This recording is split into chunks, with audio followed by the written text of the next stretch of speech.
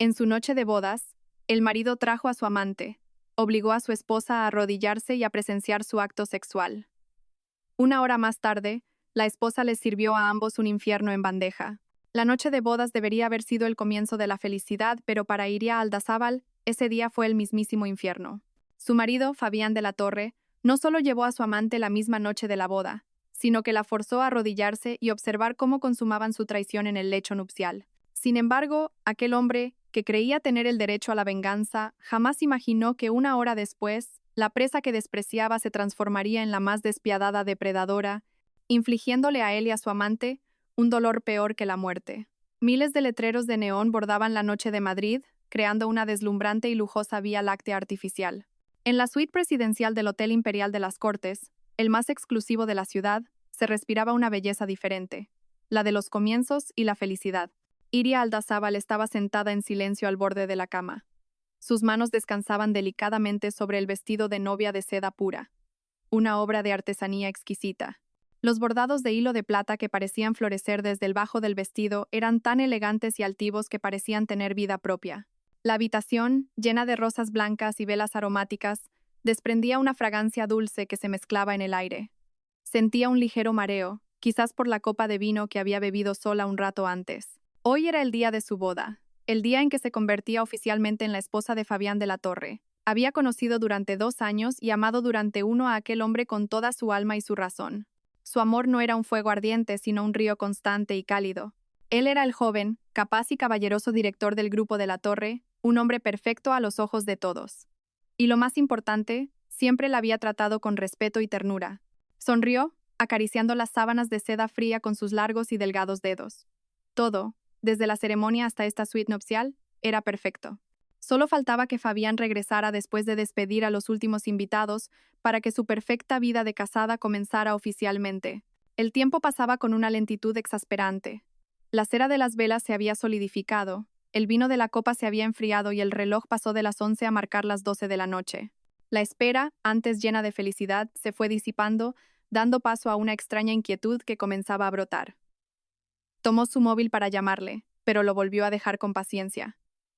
Estaría muy ocupado. No quería molestarle. Clic. La puerta se abrió con un sonido agudo que rompió el silencio. Iria se levantó de un salto, feliz. Una sonrisa radiante se dibujó en sus labios. Él había vuelto, pero su sonrisa se congeló al instante ante la escena que tenía delante. Fabián había entrado, pero no venía solo. A su lado, o más bien, agarrada cariñosamente de su brazo, estaba Zoe Montero, su mejor amiga. Zoe llevaba un vestido lencero negro que se ceñía a su figura como una segunda piel.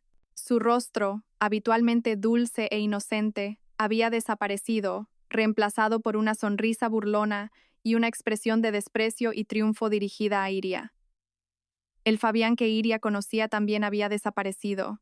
El hombre que estaba frente a ella tenía un rostro gélido, y en sus ojos negros e insondables, el calor familiar había sido reemplazado por un odio virulento y una crueldad despiadada. Ni siquiera miró el vestido de novia que ella llevaba puesto. Iria sintió como si una enorme roca le oprimiera el pecho, dejándola sin aliento. ¿Qué? ¿Qué está pasando? Fabián, tú. Su voz temblaba, pero antes de que pudiera terminar la frase, Fabián habló primero. Su voz era fría como el hielo, y cada palabra era una daga que se clavaba en su corazón. ¿Estás sorprendida, Iria? ¿Sorprendida? Era mucho más que eso. Sentía que el mundo se derrumbaba a sus pies. Fabián, Zoe, ¿qué hacéis los dos? Zoe soltó una carcajada y apoyó la cabeza provocadoramente en el hombro de Fabián. Ay, Iria, qué ingenua eres. ¿De verdad pensabas que Fabián te quería? Fabián apartó suavemente la mano de Zoe, no por desagrado, sino para dar un paso más hacia Iria. La distancia entre ellos se acortó, pero la extrañeza se multiplicó. ¿Amor? Iria, ¿sabes lo repugnante que ha sido para mí cada segundo que he pasado contigo? Cada vez que veía tu sonrisa, recordaba el rostro desesperado de mi padre antes de morir. Los oídos de Iria zumbaban. ¿Su padre? ¿Qué tenía que ver él en todo esto? ¿De qué estás hablando? No entiendo nada. ¿No lo entiendes? Fabián se rió con desdén, una sonrisa torcida por el odio. Pues deja que te lo explique. Hace 20 años, fue tu padre, Ignacio Aldazábal, quien tendió una trampa a mi padre, le arrebató toda su fortuna y llevó a la bancarrota a Industrias de la Torre, la precursora del Grupo de la Torre, de la noche a la mañana. Mi padre no pudo soportar la deshonra y se quitó la vida saltando desde lo alto de un edificio. Ahora dime, ¿a quién debo cobrarme esta deuda de sangre? Iria retrocedió un paso, aturdida. Eso no puede ser. Mi padre no es esa clase de persona. Tiene que haber un malentendido. ¿Un malentendido? Fabián arrojó una carpeta de documentos sobre la mesa. Aquí tienes pruebas de sobra. Este matrimonio ha sido una farsa que he planeado desde el principio. Mi único objetivo era hacerte probar lo que se siente al caer del cielo al infierno, igual que tu padre, y tú hicisteis con mi familia. Cada una de sus palabras retumbaba en sus oídos como un trueno. 2 años de conocerse. 1 año de amor. Todo era mentira. La ternura, el cuidado, las dulces promesas. Todo formaba parte de su cruel plan de venganza. Las lágrimas asomaron a sus ojos, pero las contuvo con todas sus fuerzas. Ella era Iria Aldazábal, psicóloga criminalista. No podía permitirse derrumbarse frente a su enemigo. Entonces, ¿qué es lo que quieres? Fabián curvó los labios en una sonrisa cruel. Que pagues el precio. Se acercó a Zoe, la tomó en sus brazos y la besó con brusquedad. Luego, mirando fijamente a Iria, le ordenó: arrodíllate.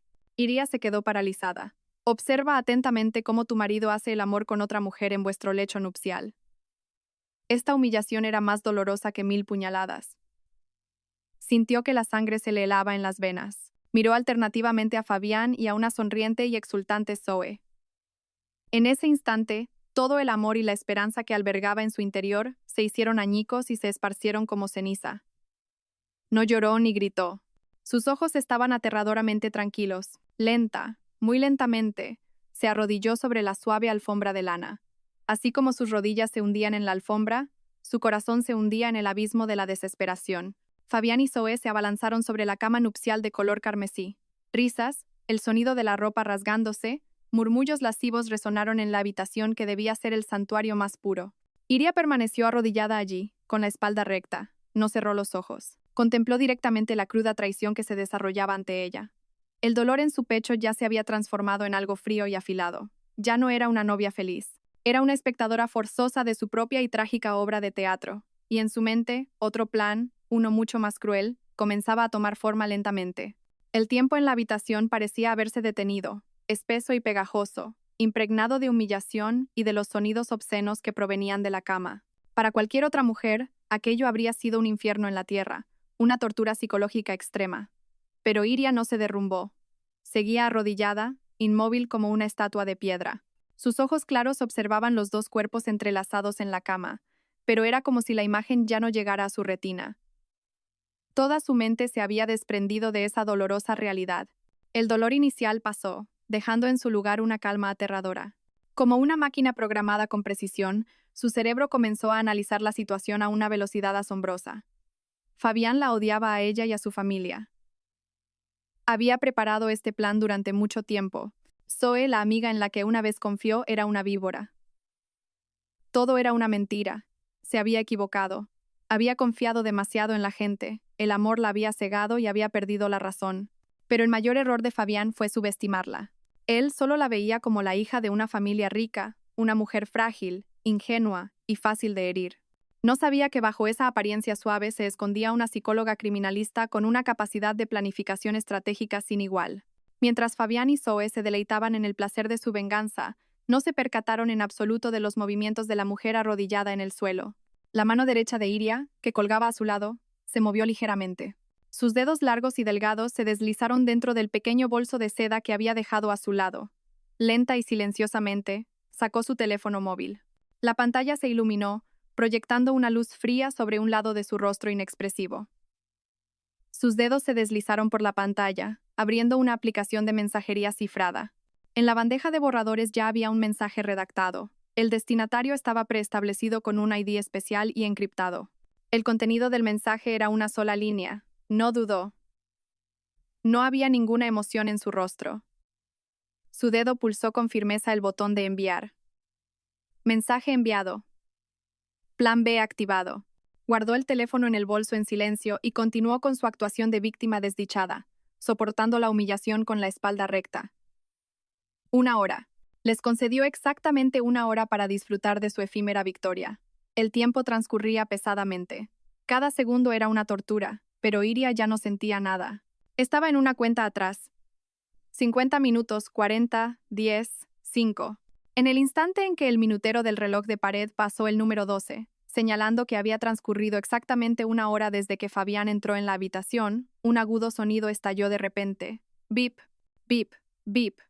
No una, sino decenas de notificaciones explotaron simultáneamente desde los teléfonos de Fabián y Zoe, que estaban tirados en la mesita de noche. Su placer se vio interrumpido bruscamente. Fabián, irritado, extendió la mano y cogió su teléfono. Zoe también se incorporó, curiosa, cubriendo su cuerpo desnudo con la sábana. Maldita sea, ¿qué es esto? Fabián frunció el ceño y desbloqueó la pantalla. Y su rostro cambió, de la perplejidad al horror y del horror a una palidez mortal.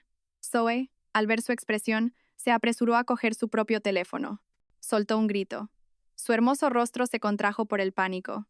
En las pantallas de sus teléfonos, y probablemente en las de todas las personalidades del mundo económico y del espectáculo de Madrid en ese momento, una avalancha de noticias de última hora impactantes lo cubría todo. Última hora. Las acciones del Grupo de la Torre se desploman un 30% en una hora. Miles de millones de euros de capitalización evaporados. Exclusiva. Se filtran documentos internos que revelan un fraude contable a gran escala y evasión de impuestos en el Grupo de la Torre. Impacto. Salen a la luz videos de la actriz Zoe Montero consumiendo drogas en fiestas privadas. Su agencia guarda silencio. Primicia. Se revelan archivos de audio que prueban que Zoe Montero obtenía papeles mediante favores y acuerdos con patrocinadores. Cada titular, cada foto, cada video caía sobre Fabián y Zoe como una bomba atómica. No puede ser. ¿Cómo? ¿Cómo han podido filtrarse estos datos? Murmuraba Fabián, desplazándose por la pantalla con manos temblorosas. Su carrera, el plan de venganza del que se sentía tan orgulloso, todo se desmoronaba ante sus ojos. Fabián, ayúdame. Esos videos son falsos. Alguien me ha tendido una trampa, gritaba Zoe, aferrándose al brazo de Fabián, pero Fabián no tenía tiempo para ella. Levantó la cabeza y miró con incredulidad y horror a la mujer que seguía arrodillada en el suelo. Ella ya se había puesto en pie. Iria se levantó lentamente, sacudiendo con delicadeza el polvo invisible de su impoluto vestido de novia. Su rostro seguía sereno, pero en sus ojos, tranquilos como un lago en otoño, brillaba una luz fría y afilada como una cuchilla. Miró directamente a los ojos aterrorizados de Fabián y esbozó una leve sonrisa. Una sonrisa sin la más mínima calidez, solo llena de burla y desprecio. El juego ha terminado. El aire en la habitación se volvió pesado. El silencio que siguió a las palabras de Iria fue más aterrador que 1000 insultos. Fabián permanecía de pie junto a la cama, como clavado en el suelo. El pelo revuelto, el cuerpo robusto que hasta hace un momento mostraba los rastros de la pasión, ahora parecía patético. Miró a Iria, la esposa a la que había humillado cruelmente. Y por primera vez en su vida, sintió un terror desconocido recorrer cada célula de su cuerpo. Esta mujer no había llorado, ni gritado, ni suplicado. Simplemente estaba allí, tranquila, como si acabara de ver una obra de teatro aburrida cuyo final ya conocía. «Tú, ¿qué has hecho?» La voz de Fabián se quebró. La arrogancia y el triunfalismo habían desaparecido, dejando solo la confusión y la ira de haber perdido el control. Zoe ya se había derrumbado por completo. Gritaba, se envolvía con fuerza en la sábana y revisaba frenéticamente las noticias que explotaban en su teléfono, murmurando palabras sin sentido. «No soy yo, esa no soy yo». Iria no les dedicó ni una mirada. Era como si fueran aire. Su existencia ya no tenía valor a sus ojos. Se dio la vuelta y entró en el vestidor. Se quitó el vestido de novia sin la menor vacilación y lo arrojó al suelo como si fuera basura. Cuando salió unos minutos después, vestía de forma sencilla pero elegante, unos pantalones anchos de color beige y una blusa de seda blanca. Llevaba el pelo largo recogido en un moño pulcro, revelando la línea altiva de su cuello. Su rostro sin maquillaje aún irradiaba una belleza afilada, y solo su mirada era extrañamente fría. Arrastraba una pequeña maleta que había preparado de antemano y se dirigió en silencio hacia la puerta. «Detente», gritó Fabián. La rabia de haber sido descubierto devoró su miedo. «¿A dónde crees que vas? ¿Piensas que puedes irte de rositas después de hacer esto?» Iria se detuvo, pero no se dio la vuelta. Su voz clara y fría resonó en la habitación. «Esta es tu prisión, no la mía. Te he devuelto el capital con intereses, Fabián. Entre tú y yo ya no queda nada». Tras decir esto, abrió la puerta con decisión y la cerró de un portazo a su espalda. El sonido resonó como el martillazo final que ponía fin a este falso y ridículo matrimonio. Dejó tras de sí el aullido impotente de Fabián y el llanto histérico de Zoe. El pasillo del hotel, fuera de la suite nupcial convertida en infierno, seguía siendo silencioso y lujoso. Caminó sin hacer ruido sobre la gruesa alfombra. Su espalda estaba recta, cada paso era firme y decidido. No estaba huyendo. Estaba volviendo a ser ella misma. Un taxi que había reservado con antelación la esperaba en la entrada principal. Subió al coche y dio una dirección. El coche se deslizó en la oscuridad de la noche, mezclándose con el brillante torrente de vehículos de Madrid. 45 minutos después, el coche se detuvo frente a un moderno edificio de oficinas en el Paseo de la Castellana, el corazón financiero de la ciudad. Iria subió en el ascensor hasta la última planta. Las puertas del bufete Galarza se abrieron. Aitor Galarza ya la estaba esperando. Vestía un traje impecablemente cortado. Su rostro era apuesto y sereno, pero en sus ojos, al mirarla, no podía ocultar la preocupación y la compasión. «¿Has venido?» Iria asintió. Al ver a su amigo íntimo, sintió que la fortaleza que había erigido a la fuerza comenzaba a resquebrajarse. Aitor no preguntó mucho. En silencio, le sirvió una taza de manzanilla caliente. El calor de la taza se extendió por sus palmas, calmándola un poco. «¿Estás bien?», preguntó en voz baja. «Sí». «Ahora estoy bien», respondió ella, aunque su voz aún denotaba cansancio. Aitor soltó un suspiro de alivio, se sentó en la silla frente a ella y colocó una gruesa carpeta sobre la mesa. «Los papeles del divorcio están listos. Según el acuerdo prenupcial, no perderás nada. Al contrario, Fabián, como cónyuge culpable, deberá pagarte una considerable indemnización». «Gracias, Aitor». Aitor la miró profundamente a los ojos. «No esperaba que el plan B se activara, y mucho menos que lo usaras esta misma noche». «Iria, ¿qué ha pasado exactamente?» Iria cerró los ojos por un instante. La repugnante escena de la suite nupcial volvió a su mente. Respiró hondo y los abrió de nuevo. La vulnerabilidad había desaparecido, dejando solo una determinación férrea. Cruzó la línea. Aitor apretó los puños. Sabía lo que era el plan B. Hacía medio año, cuando Iria aceptó casarse, le pidió que investigara a fondo la situación financiera del Grupo de la Torre. Con la aguda intuición de una psicóloga criminalista, había sentido que algo no encajaba en la forma en que Fabián se había acercado a ella. Era todo demasiado perfecto, demasiado teatral. La investigación de Aitor reveló fallos fatales en los informes financieros y en proyectos sospechosos del Grupo de la Torre. En aquel momento, Iria lo consideró solo una medida defensiva, una póliza de seguros para protegerse a sí misma y a su familia en caso de que ocurriera lo peor. Esperaba estar equivocada, que el amor de Fabián fuera genuino. Pero se había equivocado. Y esa noche, esa medida defensiva se convirtió en el arma de contraataque más afilada. Todo se ha gestionado según lo planeado. Las pruebas se han difundido simultáneamente a través de múltiples canales. Nadie podrá rastrear nuestro rastro, dijo Aitor con voz segura. El Grupo de la Torre, si no se derrumba por completo, sufrirá un golpe mortal. Iria asintió. Miró por la ventana los rascacielos iluminados de Madrid. A partir de esa noche ya no era la señora de la Torre, ya no era la esposa de Fabián.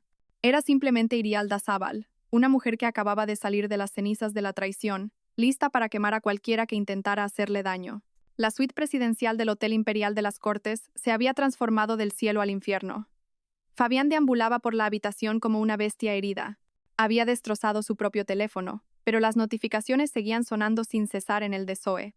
Las llamadas de su secretaria, del director financiero, de los miembros del consejo, de los principales inversores, llovían sin parar. Las voces de todos estaban llenas de pánico y reproche. «Señor de la Torre, ¿qué demonios está pasando? Las acciones se están vendiendo en masa. ¿Qué hacemos? Su padre le busca. El banco exige una explicación sobre los préstamos o congelarán las cuentas de la empresa. Fabián, explícate ahora mismo. ¿Por qué se han filtrado estos datos confidenciales? ¿Eres consciente de cómo esto va a destruir el Grupo de la Torre?» Fabián se agarró la cabeza. Una sensación de impotencia que nunca antes había sentido lo invadió. Había dedicado su juventud a construir este imperio, a reunir la fuerza para vengar a su padre. Y en solo una hora, todo estaba a punto de desmoronarse como un castillo de arena. Todo por culpa de esa mujer. De Iria, esa mujer malvada, gruñó. Con los ojos inyectados en sangre, no podía creer que el conejo dócil que siempre había visto escondiera unas garras tan afiladas. Pensó que había tendido una trampa perfecta, pero finalmente se dio cuenta de que él era la marioneta. A su lado, la situación de Zoe no era muy diferente. La carrera de actriz secundaria que había conseguido con tanto esfuerzo se había desvanecido como el humo. Marta, por favor, escúchame. Sollozaba al teléfono con su manager. ¿Escucharte? ¿Estás loca, Zoe? Mira lo que has hecho. Videos de drogas, el escándalo de los patrocinadores. ¿Sabes que todas las marcas están reclamando indemnizaciones millonarias? La productora de la serie en la que estabas me ha llamado para decirme que te largues. Mi carrera también está acabada. No vuelvas a llamarme. Tú, tú, tú. El frío sonido del teléfono colgado resonó. Zoe arrojó el teléfono contra la pared y gritó desconsoladamente. No, no puede ser. Todo es culpa de Iria, de esa maldita Iria. Voy a encontrarla y la voy a matar. Se puso a buscar su ropa como una loca, intentando correr hacia la puerta. ¿A dónde vas? Fabián la agarró bruscamente del brazo, con una mirada amenazante. ¿No sabes cuántos periodistas hay ahí fuera? ¿Quieres que me fotografíen en este estado lamentable? Entonces, ¿qué hacemos? Fabián, por favor, ayúdame. Estamos en el mismo barco, suplicó Zoe, como si él fuera su último salvavidas. Pero Fabián, que apenas podía salvarse a sí mismo, apartó su mano con brusquedad. Sus ojos estaban llenos de aversión. La presencia de esta mujer comenzaba a resultarle un fastidio. Mientras tanto, en un lugar completamente diferente, en un ático del barrio de Salamanca con la máxima seguridad de Madrid, Iria observaba con calma la tormenta que había desatado. Frente a ella había 3 grandes monitores. Uno mostraba el gráfico de las acciones del grupo de la Torre cayendo en picado. Otro retransmitía en tiempo real las noticias sobre la crisis del grupo. El último estaba lleno de comentarios de odio y llamamientos al boicot contra Zoe en las redes sociales. Parecía un general en su puesto de mando, contemplando el caótico campo de batalla que ella misma había creado. No había triunfalismo ni alegría en su rostro, solo una concentración absoluta y una frialdad analítica. Esto no era una venganza improvisada y llena de ira. Era un castigo meticulosamente calculado. Cada dato, cada video, se había publicado en el momento preciso para causar el máximo daño. Había convertido su humillante noche de bodas en la tumba de la carrera y el honor de las 2 personas que la habían traicionado. Sonó su teléfono. Era Aitor. Soy yo. Todo sigue bajo control. La Fiscalía y la CNMV han comenzado a investigar al grupo de la Torre. Zoe no podrá volver a la industria del entretenimiento, nunca. Bien. Iria, ¿dónde estás? ¿Quieres que vaya? La voz de Aitor denotaba preocupación. Estoy bien. Necesito un tiempo a solas. No le digas a nadie dónde estoy, ni siquiera a mis padres. No quiero preocuparlos. De acuerdo. Llámame si pasa cualquier cosa. Iria colgó y volvió a fijar su mirada en los números rojos que bailaban en la pantalla de la bolsa. La tormenta acababa de empezar, y la persona que decidiría cuándo terminaría era ella. La oficina del director general, en la planta 38 de la sede del Grupo de la Torre, estaba ahora sumida en la oscuridad y el caos. Las cortinas estaban corridas, bloqueando la brillante luz del sol. El suelo estaba cubierto de cristales rotos, trozos de un jarrón y documentos esparcidos. Un olor penetrante a whisky y humo de tabaco creaba una atmósfera asfixiante de desesperación. Fabián estaba hundido en su caro sillón de cuero, con la cabeza entre las manos. Su pelo, normalmente impecable, estaba revuelto. Había pasado un día y una noche enteros allí, sin comer ni dormir, sobreviviendo a base de alcohol y cigarrillos. La pantalla del ordenador sobre su escritorio de caoba seguía encendida, mostrando los hirientes números rojos y los titulares sensacionalistas que se actualizaban constantemente. El grupo estaba sumido en la mayor tormenta de su historia. Los accionistas estaban en pánico, los socios le habían dado la espalda y los empleados temblaban de incertidumbre. Todo lo que había construido con tanto esfuerzo durante 10 años estaba al borde del colapso. Pero más doloroso que el colapso de su carrera, era la sensación de haber sido traicionado y manipulado por la mujer que más odiaba. Cerró los ojos. Los dolorosos recuerdos del pasado volvieron con la claridad de ayer. Solo tenía 8 años. Su padre, Ricardo de la Torre, era un hombre capaz y orgulloso, presidente de la floreciente Industrias de la Torre. En la memoria de su infancia, su padre era una montaña protectora, su mundo entero. A menudo lo llevaba a hombros, paseando por la mansión, contándole con voz cálida sus grandes planes y sueños. Pero la tragedia llegó de repente. Recordaba perfectamente aquel fatídico día. Decenas de acreedores irrumpieron en su casa. Sus rostros eran amenazantes, se mezclaban insultos, el sonido de objetos rompiéndose y los sollozos de su madre. Escondido detrás de una puerta, temblando de miedo, observó a su padre. Aquel hombre, antes tan imponente, Ahora estaba de rodillas, suplicando. Su pelo se había vuelto canoso de la noche a la mañana. Industrias de la Torre había quebrado. El socio más cercano de su padre, Ignacio Aldazábal, del grupo Aldazábal, había retirado repentinamente los fondos de un proyecto clave y, al mismo tiempo, había filtrado pruebas perjudiciales, llevando a Industrias de la Torre a un callejón sin salida. Esa noche, su padre se subió a la azotea del edificio de la empresa, el mismo lugar desde el que una vez le había mostrado la ciudad de Madrid extendiéndose a sus pies. El viento nocturno agitaba con fuerza su pelo canoso. Lo miró durante un largo rato, sin decir nada. Sus ojos estaban llenos de desesperación y resentimiento, y entonces saltó. La sombra oscura que caía por el aire dejó una herida en el alma de Fabián que nunca cicatrizaría. Su madre enfermó de pena y murió poco después. De ser un joven señorito que vivía entre algodones, se convirtió en un huérfano que iba de casa en casa de parientes.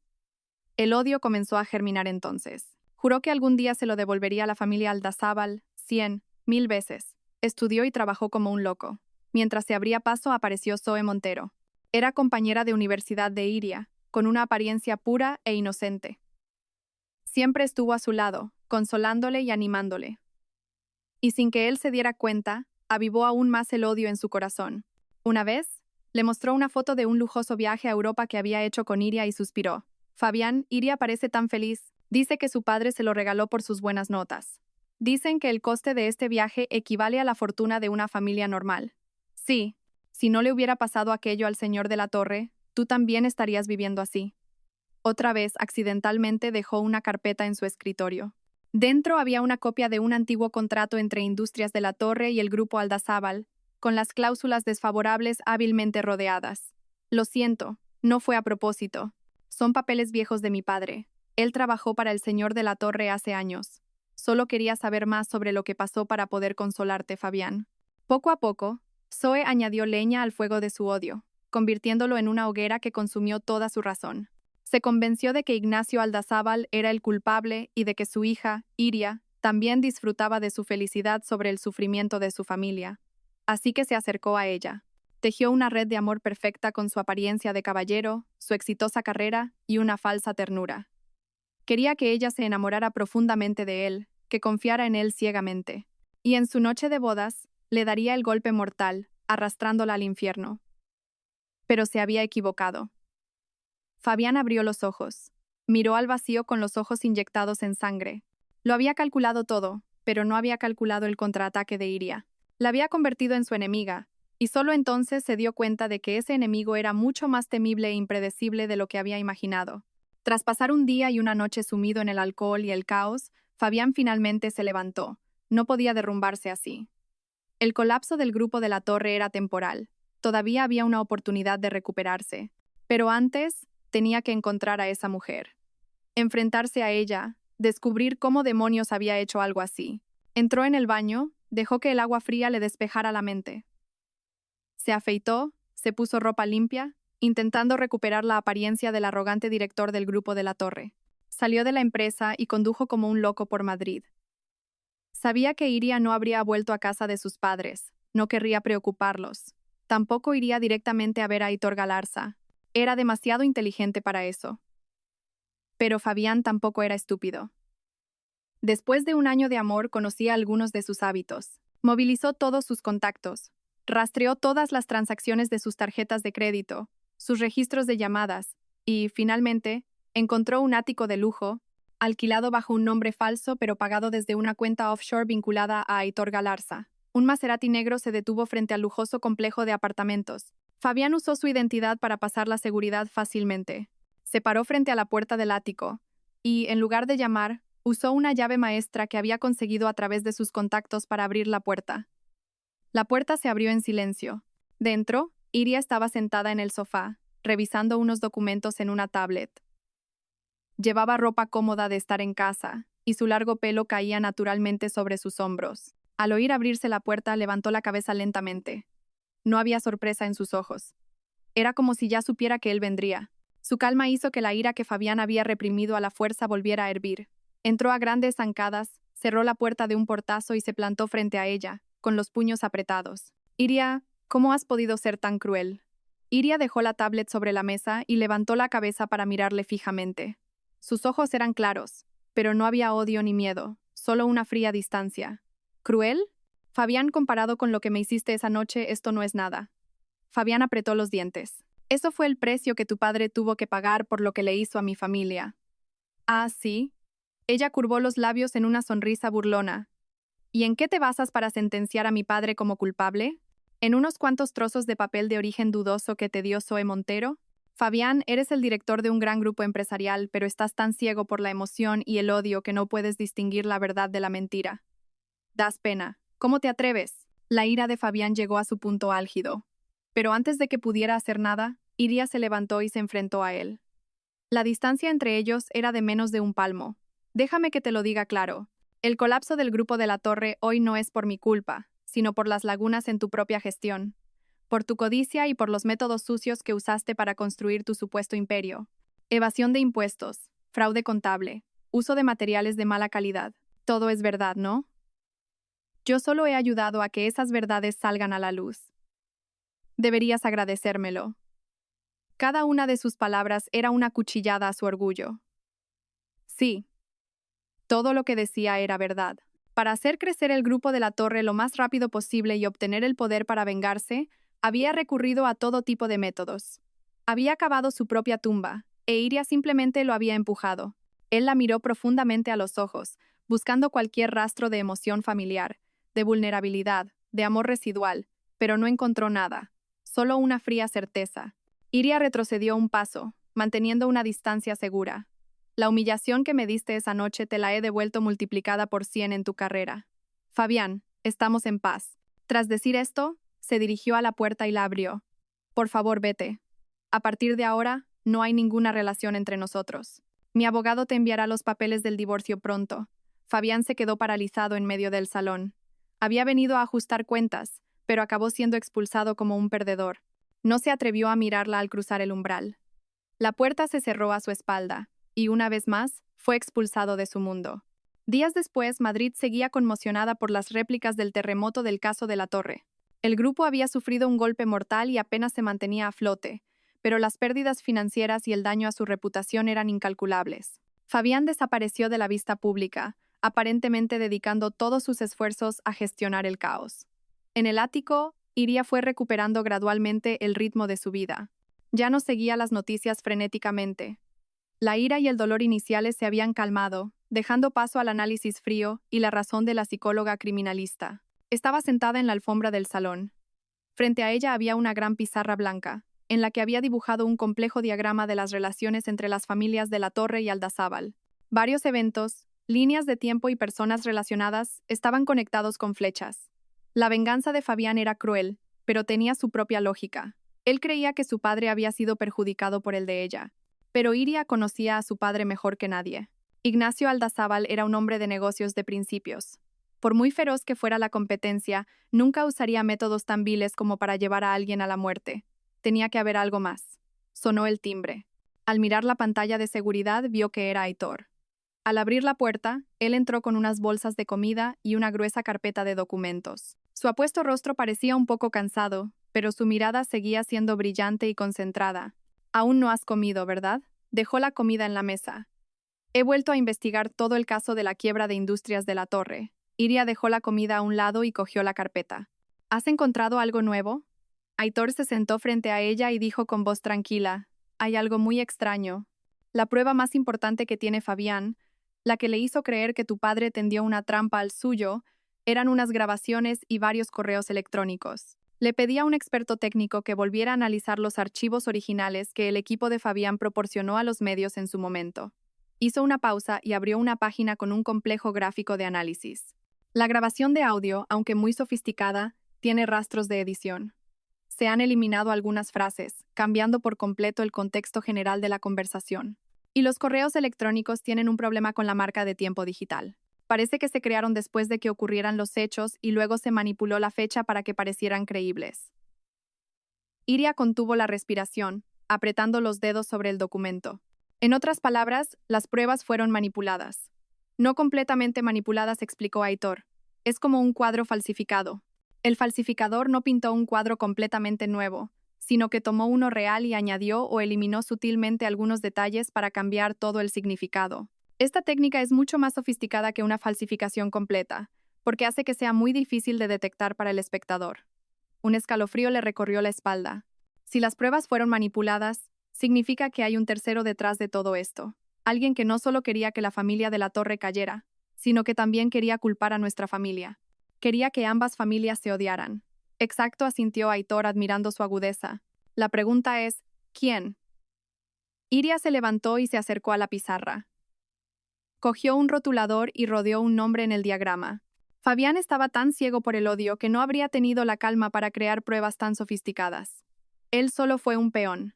Mi padre y el suyo eran las partes implicadas. Entonces, el sospechoso más probable es alguien que tuviera acceso a los archivos internos de Industrias de la Torre en el pasado y que, al mismo tiempo, pudiera acercarse a Fabián más tarde para sembrar el odio en su mente.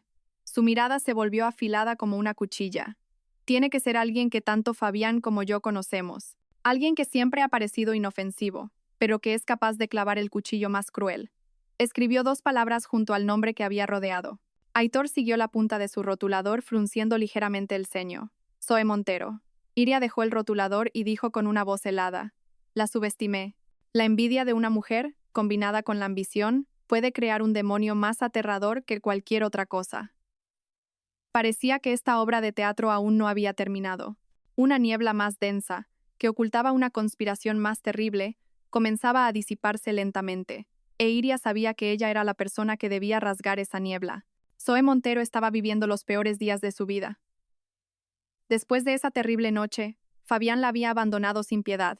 Él, que apenas podía salvarse a sí mismo, no iba a preocuparse por un peón que ya no tenía utilidad. Tuvo que esconderse en un apartamento barato en las afueras de Madrid, donde nadie la reconocería. Su carrera estaba hecha añicos y sus cuentas bancarias habían sido congeladas por la investigación. De ser una actriz en ascenso, se había convertido en una paria sin un euro, señalada por todo el mundo. Vivía cada día con miedo y paranoia.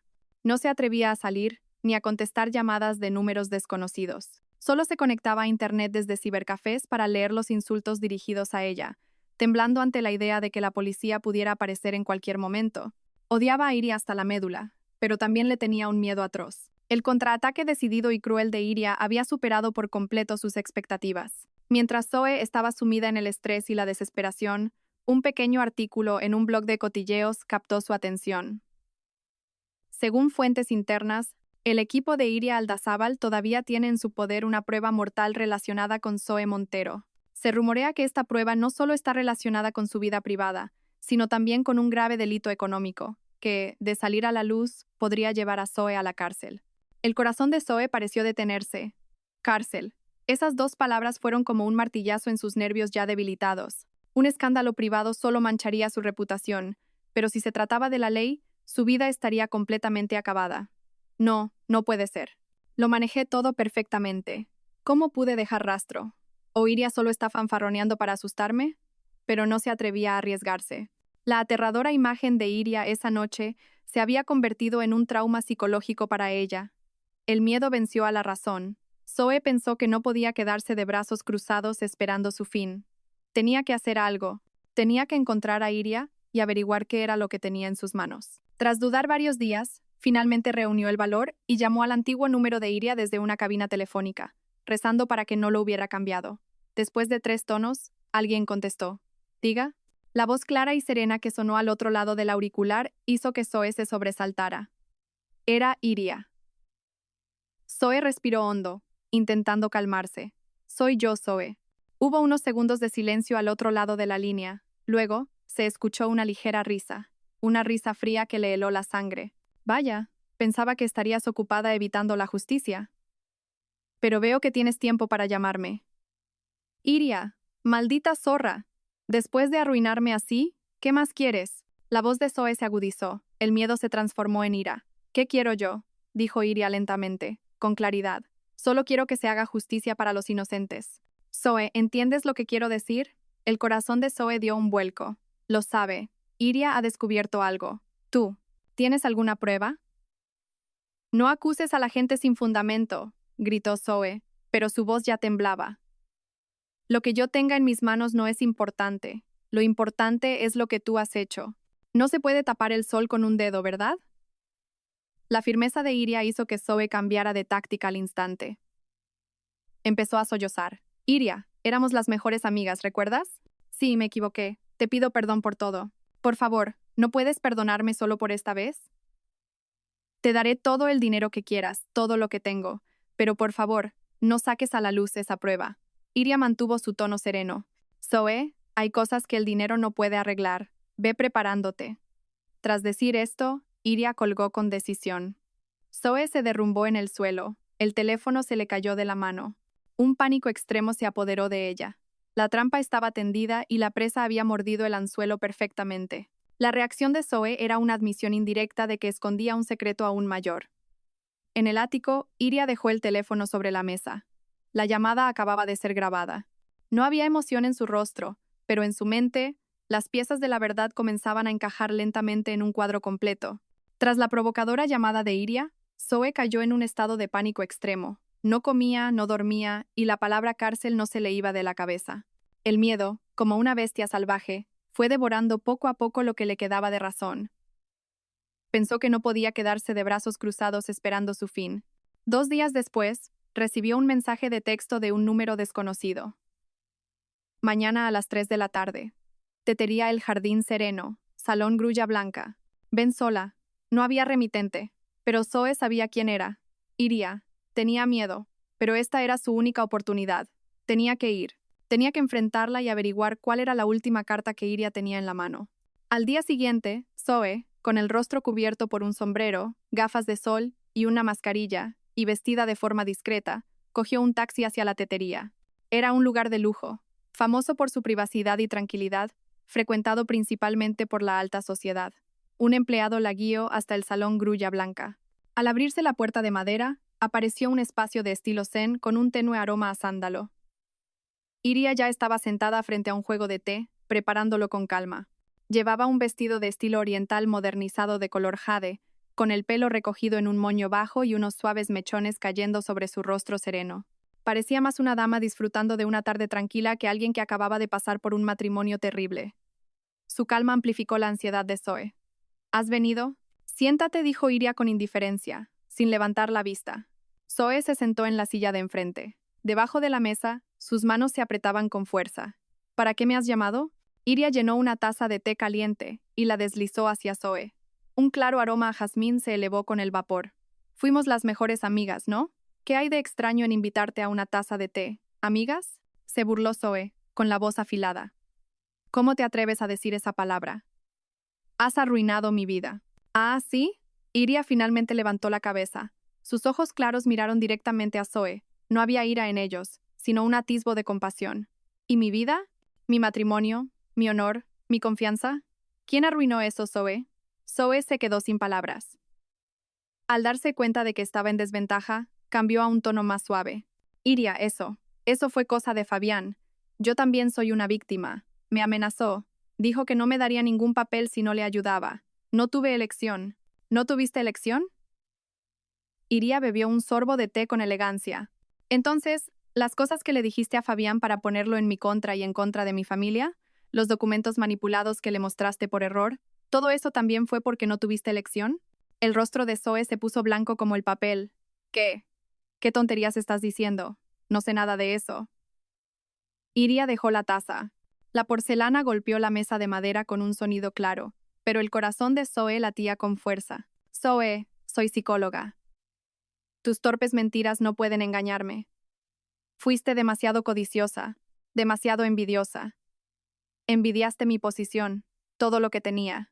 Así que usaste el odio de Fabián para empujarlo por el camino de la venganza, para que nuestras dos familias se destruyeran mutuamente y tú pudieras recoger los pedazos. Tu plan era perfecto, pero lamentablemente, me subestimaste a mí y sobreestimaste la estupidez de Fabián. Solo intentas provocarme. Zoe se dijo a sí misma que debía mantener la calma, pero las palabras de Iria eran como agujas que pinchaban los rincones más oscuros de su mente. ¿Tienes pruebas? No acuses a la gente sin pruebas. ¿Pruebas? Iria sonrió con desdén. No las necesito, pero sé que el cerebro que manipuló tan hábilmente esas grabaciones y correos electrónicos no fuiste tú. No tienes esa capacidad. El autor tiene que ser alguien que estuvo muy cerca de la familia de la Torre en el pasado, alguien que tuviera acceso a esos archivos confidenciales. como por ejemplo, el jefe de contabilidad que dimitió de repente justo antes de que Industrias de la Torre quebrara. Iria habló con indiferencia, sin perderse el más mínimo cambio en el rostro de Zoe. Había lanzado una hipótesis falsa, una trampa verbal, para sondear la reacción de su oponente. Y Zoe, aterrorizada de que su secreto más profundo estuviera a punto de ser revelado, no se dio cuenta de la trampa.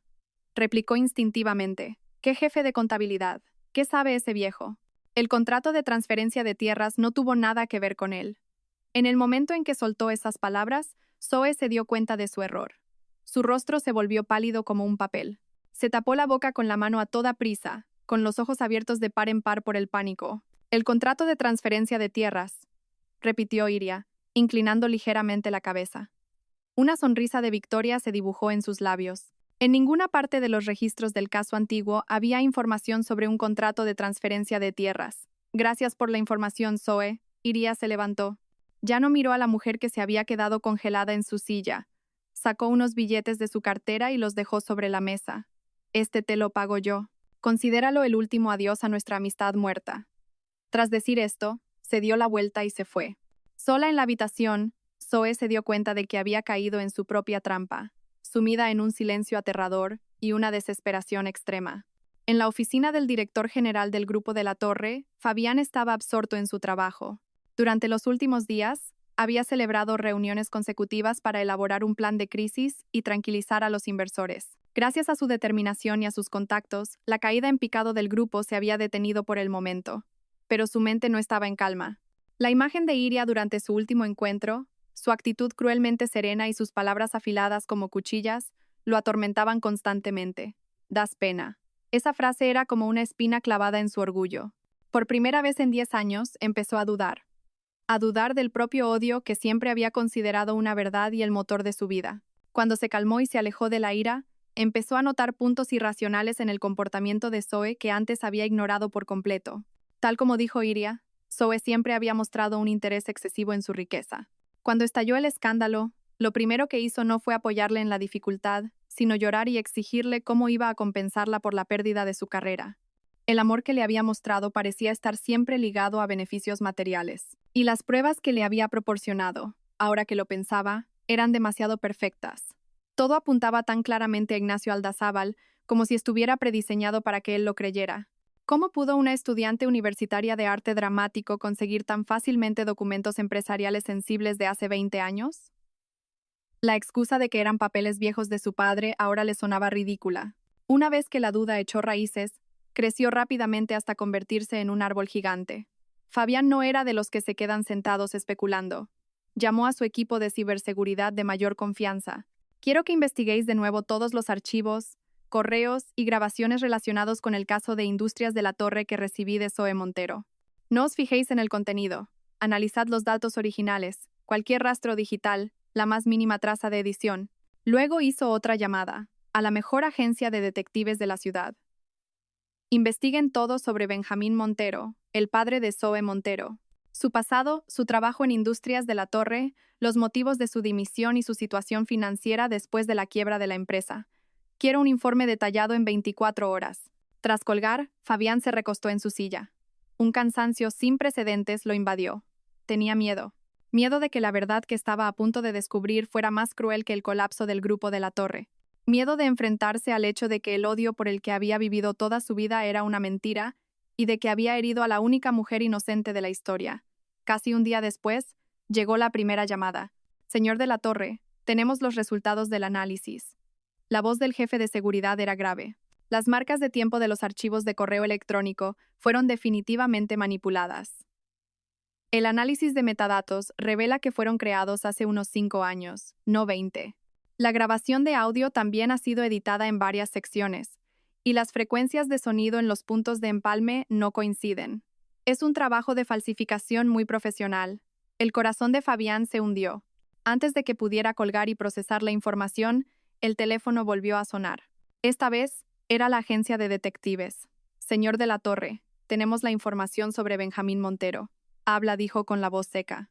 Benjamín Montero, el padre de Zoe, no era un empleado cualquiera como ella dijo. Era el subdirector financiero de Industrias de la Torre. Y lo más importante es que no dimitió voluntariamente. Fue despedido por el entonces presidente, Ricardo de la Torre, tras descubrirse una malversación de fondos. Fue despedido exactamente una semana antes de que Industrias de la Torre se declarara en quiebra. ¡Boom! Una explosión masiva resonó en la mente de Fabián. Todo se puso patas arriba. Benjamín Montero, subdirector financiero, malversación, despido. Las piezas dispersas se conectaron de repente, formando una verdad terrible que nunca se había atrevido a imaginar. Ahora lo entendía. ¿Por qué las pruebas eran tan sofisticadas? ¿Por qué Zoe conocía tan bien los asuntos internos? ¿Por qué se había esforzado tanto en sembrar el odio en su mente? Porque el verdadero enemigo de la familia de la Torre no era Ignacio Aldazábal, sino ellos, padre e hija. Había sido engañado. Se había convertido en un cuchillo para apuñalar a una persona inocente en nombre del verdadero enemigo. Fabián se desplomó en la silla. Le temblaban las manos y su rostro no tenía ni una gota de sangre. No solo se había equivocado. Era un pecador estúpido y cruel. Un remordimiento y una culpa agónicos lo inundaron como un tsunami, ahogándolo todo. En el bufete de Aitor Galarza, aunque el reloj marcaba la 1 de la madrugada, las luces seguían encendidas. Aitor estaba sentado en silencio frente al monitor de su ordenador, sus apuestos ojos brillando con una intensa concentración. A su alrededor había pilas ordenadas de viejos archivos amarillentos. El olor a papel viejo y a café fuerte se mezclaba, creando una atmósfera de urgencia.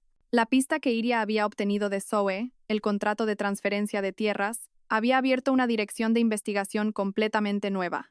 Durante los últimos días, Aitor había movilizado todos sus recursos para buscar en los registros de la propiedad de Madrid de hace 20 años y finalmente lo había encontrado. No era uno. Eran una serie de sospechosos contratos de transferencia de tierras realizados justo antes de la quiebra de Industrias de la Torre. Varios terrenos industriales de gran valor propiedad de Industrias de la Torre fueron vendidos a precios de risa a varias empresas fantasmas recién creadas. Luego, estas empresas revendieron los terrenos a precio de mercado, obteniendo enormes beneficios. Los fondos se blanquearon a través de varias empresas y luego desaparecieron sin dejar rastro. La clave era que el firmante de estos contratos no era ni Ricardo de la Torre ni Ignacio Aldazábal, sino el entonces subdirector financiero Benjamín Montero. Aitor se recostó en la silla, frotándose la frente cansada. Cogió el teléfono y marcó el número de Iria. Lo he encontrado, dijo con voz grave y segura. Hubo unos segundos de silencio al otro lado de la línea, y luego se escuchó la voz extrañamente tranquila de Iria. Cuéntamelo. Benjamín Montero, el padre de Zoe, fue el autor de la malversación de fondos en Industrias de la Torre. Usó su posición para falsificar documentos y vender los activos de la empresa a bajo precio. El presidente Ricardo de la Torre descubrió su fraude y lo despidió, preparándose para demandarle, pero él fue más rápido. Aitor respiró hondo y continuó. Con el dinero que malversó, Benjamín Montero creó la trampa perfecta. Contrató a hackers profesionales para crear pruebas falsas, manipulando correos electrónicos y grabaciones para incriminar a tu padre como el que tendió la trampa al señor de la Torre. Su objetivo era provocar una guerra entre los dos grupos más grandes de la época. Mientras de la Torre y Aldazábal luchaban entre sí, nadie se preocuparía por un pequeño subdirector financiero despedido. Consiguió eludir la culpa y desaparecer con una enorme suma de dinero. Al otro lado de la línea, Iria escuchaba en silencio. Las últimas piezas encajaron, completando el cuadro completo de una conspiración cruel y astuta. Entonces, el padre de Fabián murió injustamente, y mi padre fue acusado injustamente. Nuestras dos familias fueron víctimas de su teatro. Así es, confirmó Aitor. Y su hija, Zoe, no es inocente. Sabía todo desde el principio. Iria rió con cinismo. ¿Sabía? Mucho más que eso. Heredó la obra de teatro de su padre y la perfeccionó. Aitor frunció el ceño. ¿Qué quieres decir? Piénsalo, Aitor. Su padre solo quería eludir la culpa y huir con el dinero. Pero la ambición de Zoe era mucho mayor. No se conformaba con vivir ricamente en la sombra. Quería salir a la luz, tener fama y dinero. La voz de Iria se agudizó. Por eso se acercó a Fabián, un huérfano con un odio ardiente. Hizo el papel de un ángel consolador, pero en realidad era un demonio que susurraba veneno en su oído constantemente. Alimentó su odio para convertirlo en su herramienta de venganza. Su plan era que Fabián completara con éxito su venganza, destruyera a la familia Aldazábal y luego se casara con ella. Así, toda la fortuna del grupo de la Torre se convertiría naturalmente en suya. No solo quería el dinero, quería todo el imperio de la Torre. El pescador que se aprovecha del conflicto, murmuró Aitor, sintiendo un escalofrío. La conspiración era realmente aterradora. Exacto, respondió Iria. Lamentablemente para ella, el pez que intentaba pescar era demasiado estúpido, y la pescadora, demasiado codiciosa, dejando demasiados cabos sueltos. Aitor, envíame todas las pruebas que tienes. ¿Qué vas a hacer? ¿Dárselas a Fabián? Aitor estaba un poco preocupado. No, la voz de Iria era firme. Si se las doy yo, simplemente pensará que me debe un favor. Una verdad servida por otros no es tan dolorosa como una verdad desenterrada con las propias manos. Quiero que saboree por sí mismo la desesperación de darse cuenta de que la fe de toda su vida ha sido una estafa. El giro más cruel no es contarle la verdad a tu oponente, sino dejar que sea testigo de su propia estupidez. Fabián pasaba los días sumido en el dolor y el autorreproche. La verdad que había descubierto por sí mismo había asestado un duro golpe a su visión del mundo. Ya no sabía en qué creer, cómo afrontar la realidad. Se encerró en su chalet, no fue a la empresa y cortó todo contacto. Quería encontrar a Iria, arrodillarse y pedirle perdón, pero no tenía el valor. El daño que le había hecho era demasiado grande para ser borrado con una simple disculpa. Mientras se hundía en el pantano del autorreproche, recibió un mensaje de texto anónimo en su teléfono de repuesto. Si quieres saber toda la verdad sobre la muerte de tu padre, ven esta noche a las 7 a la tetería El Rincón del Bambú, en las afueras, Salón Bambú Negro. Recuerda, solo observa, no actúes. El corazón de Fabián latió con fuerza. Sabía que era una trampa, pero no podía no ir. Quería saber toda la verdad, por muy cruel que fuera. Al mismo tiempo, en un apartamento destartalado, Zoe también recibió un mensaje de un número desconocido. La policía ha obtenido los originales de los antiguos contratos de transferencia de tierras. Están siguiendo el rastro de las empresas fantasma. Una frase corta, pero Zoe entró en pánico. Contratos, policía. ¿No había dicho su padre que había borrado todos los rastros? En su estado de pánico, perdió la razón y ya no podía confiar ni siquiera en Fabián. La única persona a la que podía recurrir ahora era a su padre. Llamó a toda prisa a Benjamín Montero, con la voz temblorosa. Papá, tenemos problemas. Tenemos que vernos ahora mismo. A las 7 de la tarde, en la tetería El Rincón del Bambú, escondida en un pequeño callejón de las afueras, el lugar ideal para una reunión secreta. Fabián llegó temprano y se sentó en un rincón del salón Bambú Negro, oculto por un biombo. Poco después, la puerta se abrió. Entraron Zoe y su padre, Benjamín Montero. Benjamín era un hombre de mediana edad de aspecto afable, pero su mirada era astuta. En cuanto se sentaron, Zoe dijo con urgencia: «Papá, ¿qué hacemos? Acabo de recibir un aviso de que la policía ha encontrado esos contratos. Están investigando». Benjamín frunció el ceño, pero estaba más tranquilo que su hija. ¿Por qué tanto alboroto? ¿Y qué si tienen los contratos? Me encargué de todo hace 20 años. Nadie puede rastrearnos. Pero, ¿y si ha sido Iria quien los ha encontrado? No es una mujer corriente, papá, no es lo que parece. Al oír el nombre de Iria, Benjamín se rió con desdén. ¿Qué puede hacer ella? Son tal para cual, padre e hija, unos estúpidos. Hace 20 años, con unos cuantos trucos, conseguí que Ricardo de la Torre e Ignacio Aldazábal se mataran entre sí. Y el hijo de la Torre es aún más tonto. Le bastó con que mi hija y yo fingiéramos ser unas pobres víctimas para que se convirtiera en el cuchillo más afilado para eliminar a nuestros enemigos por nosotros. Detrás del biombo, Fabián sintió como si un enorme martillo le golpeara el pecho. La sangre se le heló y los oídos le zumbaban. Lo había oído todo. Zoe seguía inquieta. Pero ahora Fabián ya no confía en nosotros. Nuestro plan de apoderarnos de la fortuna del grupo de la Torre se ha ido al traste. Benjamín palmeó la mano de su hija. No te preocupes. ¿Y qué si no hemos pescado ese pez gordo? Con el dinero que me llevé entonces, podemos vivir como reyes en el extranjero toda la vida. En cuanto se calme esto, nos largamos. Pobre Fabián, que ha vivido toda su vida consumido por el odio para acabar siendo una marioneta en manos del verdadero enemigo. ¿No es irónico? La risa triunfante de padre e hija resonó en la tranquila tetería. Pero para Fabián era el sonido del infierno. Su mundo se había derrumbado por completo. La verdad que acababa de escuchar era más dolorosa que la muerte. Había dedicado su vida a vengar a su padre, pero al final, había vengado al hombre que lo había llevado a la muerte. Había atormentado y humillado a la mujer más inocente, a la que debería haber protegido. La mujer que había amado, y en la que había confiado, era la hija de su verdadero enemigo. La que había maltratado y odiado era la única persona inocente. Una culpa y un remordimiento extremos lo devoraron. Permaneció inmóvil detrás del biombo. Las lágrimas corrían por su rostro sin que él se diera cuenta. No solo se había equivocado, era un pecador estúpido. Fabián no recordaba cómo salió de la tetería. Simplemente caminó como un sonámbulo, con la risa triunfante de los Montero resonando a su espalda. El mundo a sus ojos había perdido todo su color, reducido a un gris de desesperación y culpa. Condujo sin rumbo por las calles vacías de Madrid de noche. Una fina llovizna mojaba el parabrisas, empañándolo todo, como su futuro. Cada palabra de Benjamín Montero era como 1000 cuchillas que le atravesaban el corazón. El hijo de Ricardo de la Torre es aún más tonto. Vivirá toda su vida en el odio para darse cuenta al final de que solo era una marioneta. Sí, no solo era estúpido, era un pecador. Se había convertido en el arma más afilada para herir a una persona inocente en nombre del verdadero enemigo.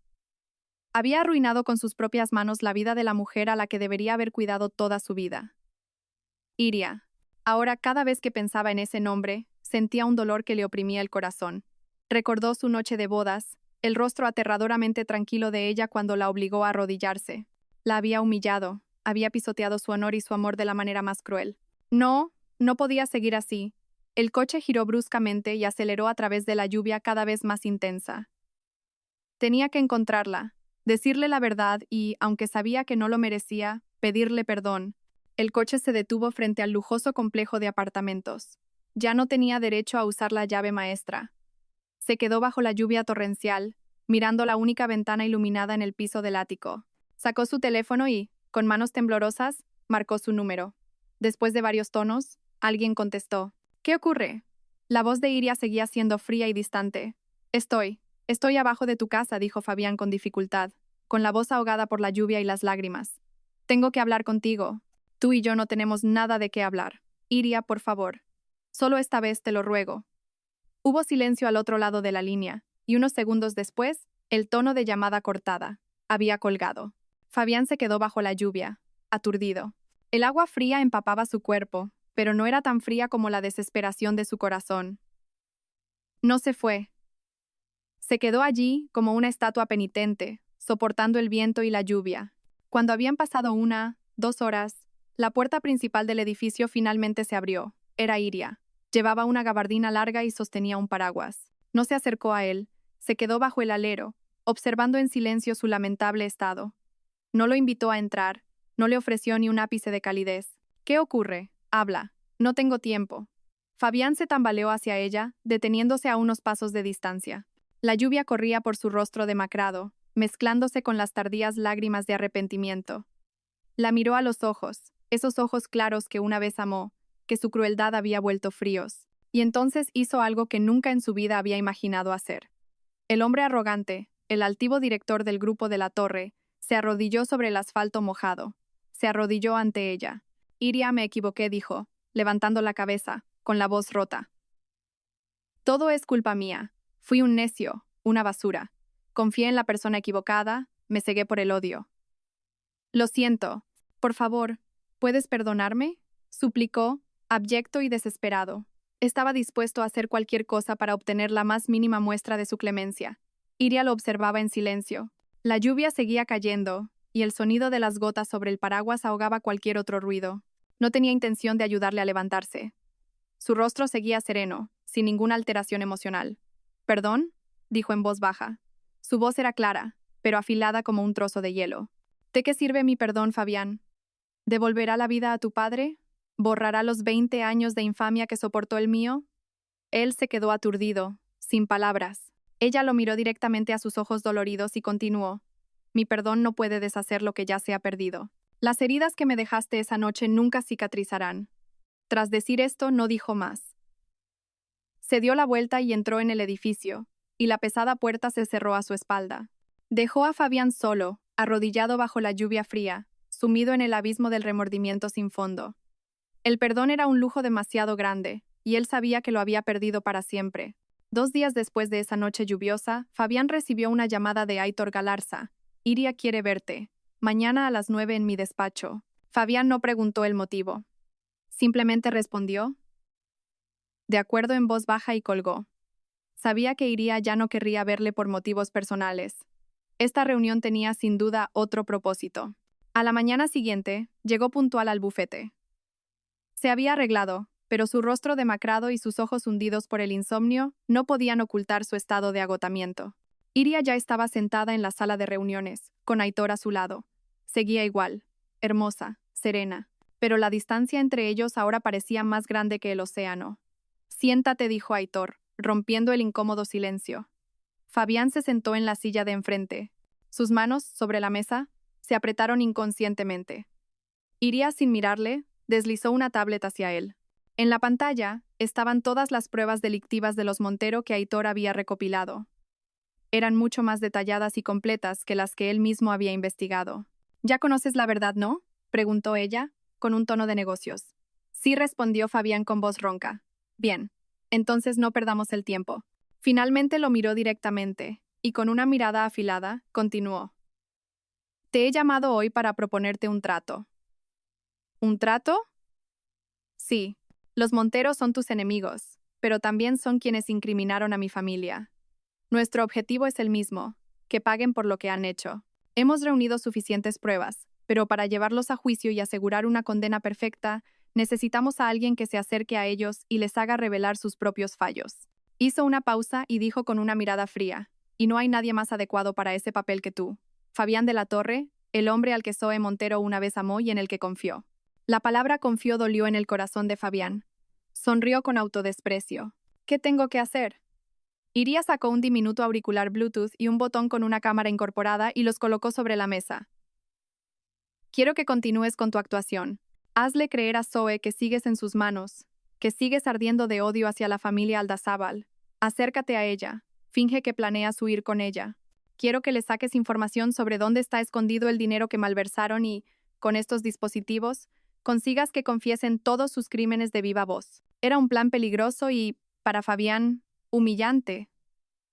Tenía que seguir haciendo el papel de tonto, contactar con la mujer que más odiaba, pero no tenía elección.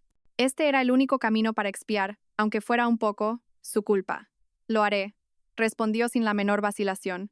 Iria asintió, como si no le sorprendiera su respuesta. Bien, pero hay una cosa que debes recordar. Lo miró directamente a los ojos y dijo con voz de acero. En este plan, las decisiones las tomo yo. Tú te limitarás a hacer exactamente lo que yo te diga. No actúes por tu cuenta ni dejes que tus emociones personales interfieran. ¿Puedes hacerlo? Fabián apretó los puños bajo la mesa. Podía sentir claramente la división de roles. Ahora ella era la comandante, y él, solo un peón en su tablero de ajedrez. Pero lo aceptó. Puedo. Entonces, empecemos. Lo primero que tienes que hacer es llamar a Zoe y decirle que has encontrado una forma de que huyáis lejos juntos. Una extraña alianza se formó en ese despacho de abogados. Ya no eran marido y mujer, pero tampoco enemigos acérrimos. Eran dos personas heridas, unidas temporalmente por un objetivo común, la justicia. Su colaboración estaba llena de contradicciones, una coexistencia de un odio aún latente y una extraña sincronía entre dos mentes brillantes. Una obra de teatro más grande y compleja estaba a punto de comenzar. Y esta vez, la directora era Iria. En el interior del ático de alta seguridad, el aire era tenso y frío. Iria y Aitor estaban sentados frente a complejos monitores que mostraban información de audio y seguimiento de ubicación. Fabián estaba de pie junto a la ventana, un poco más alejado, sosteniendo su teléfono. El botón de su camisa había sido reemplazado por una microcámara, y en su oído, un auricular inalámbrico de color carne era casi invisible. Se sentía como una marioneta, y quien manejaba los hilos era precisamente la mujer sentada en silencio a su espalda. Es la voz de Iria, a través del auricular. No tenía ninguna emoción. Recuerda lo que te he dicho. Tienes que parecer desesperado, odiarme, y hacerle creer que ella es tu único salvavidas. Fabián respiró hondo. La humillación le llenaba el pecho. Odiaba este papel y se odiaba a sí mismo, pero era el precio que tenía que pagar. Marcó el número de Zoe y puso el altavoz, para que Iria y Aitor pudieran oír. El teléfono sonó durante mucho tiempo. Justo antes de que se cortara, alguien contestó. «Diga». La voz de Zoe estaba llena de cautela y cansancio. «Soy yo». Fabián se esforzó porque su voz sonara ronca e impotente. «¿Por qué me llamas? Lo nuestro se ha acabado». «Zoe, escúchame», su voz era urgente, siguiendo el guión al pie de la letra. «Todo se ha ido al garete. El grupo de la torre apenas puede aguantar. La policía no deja de citarme. Creo que estoy acabado». Zoe guardó silencio. pero se podía sentir que su respiración se aceleraba. Estaba escuchando. ¿De qué sirve que me llames a mí? Estoy peor que tú. Todavía tenemos una oportunidad, dijo Fabián, como un náufrago que se aferra a una tabla.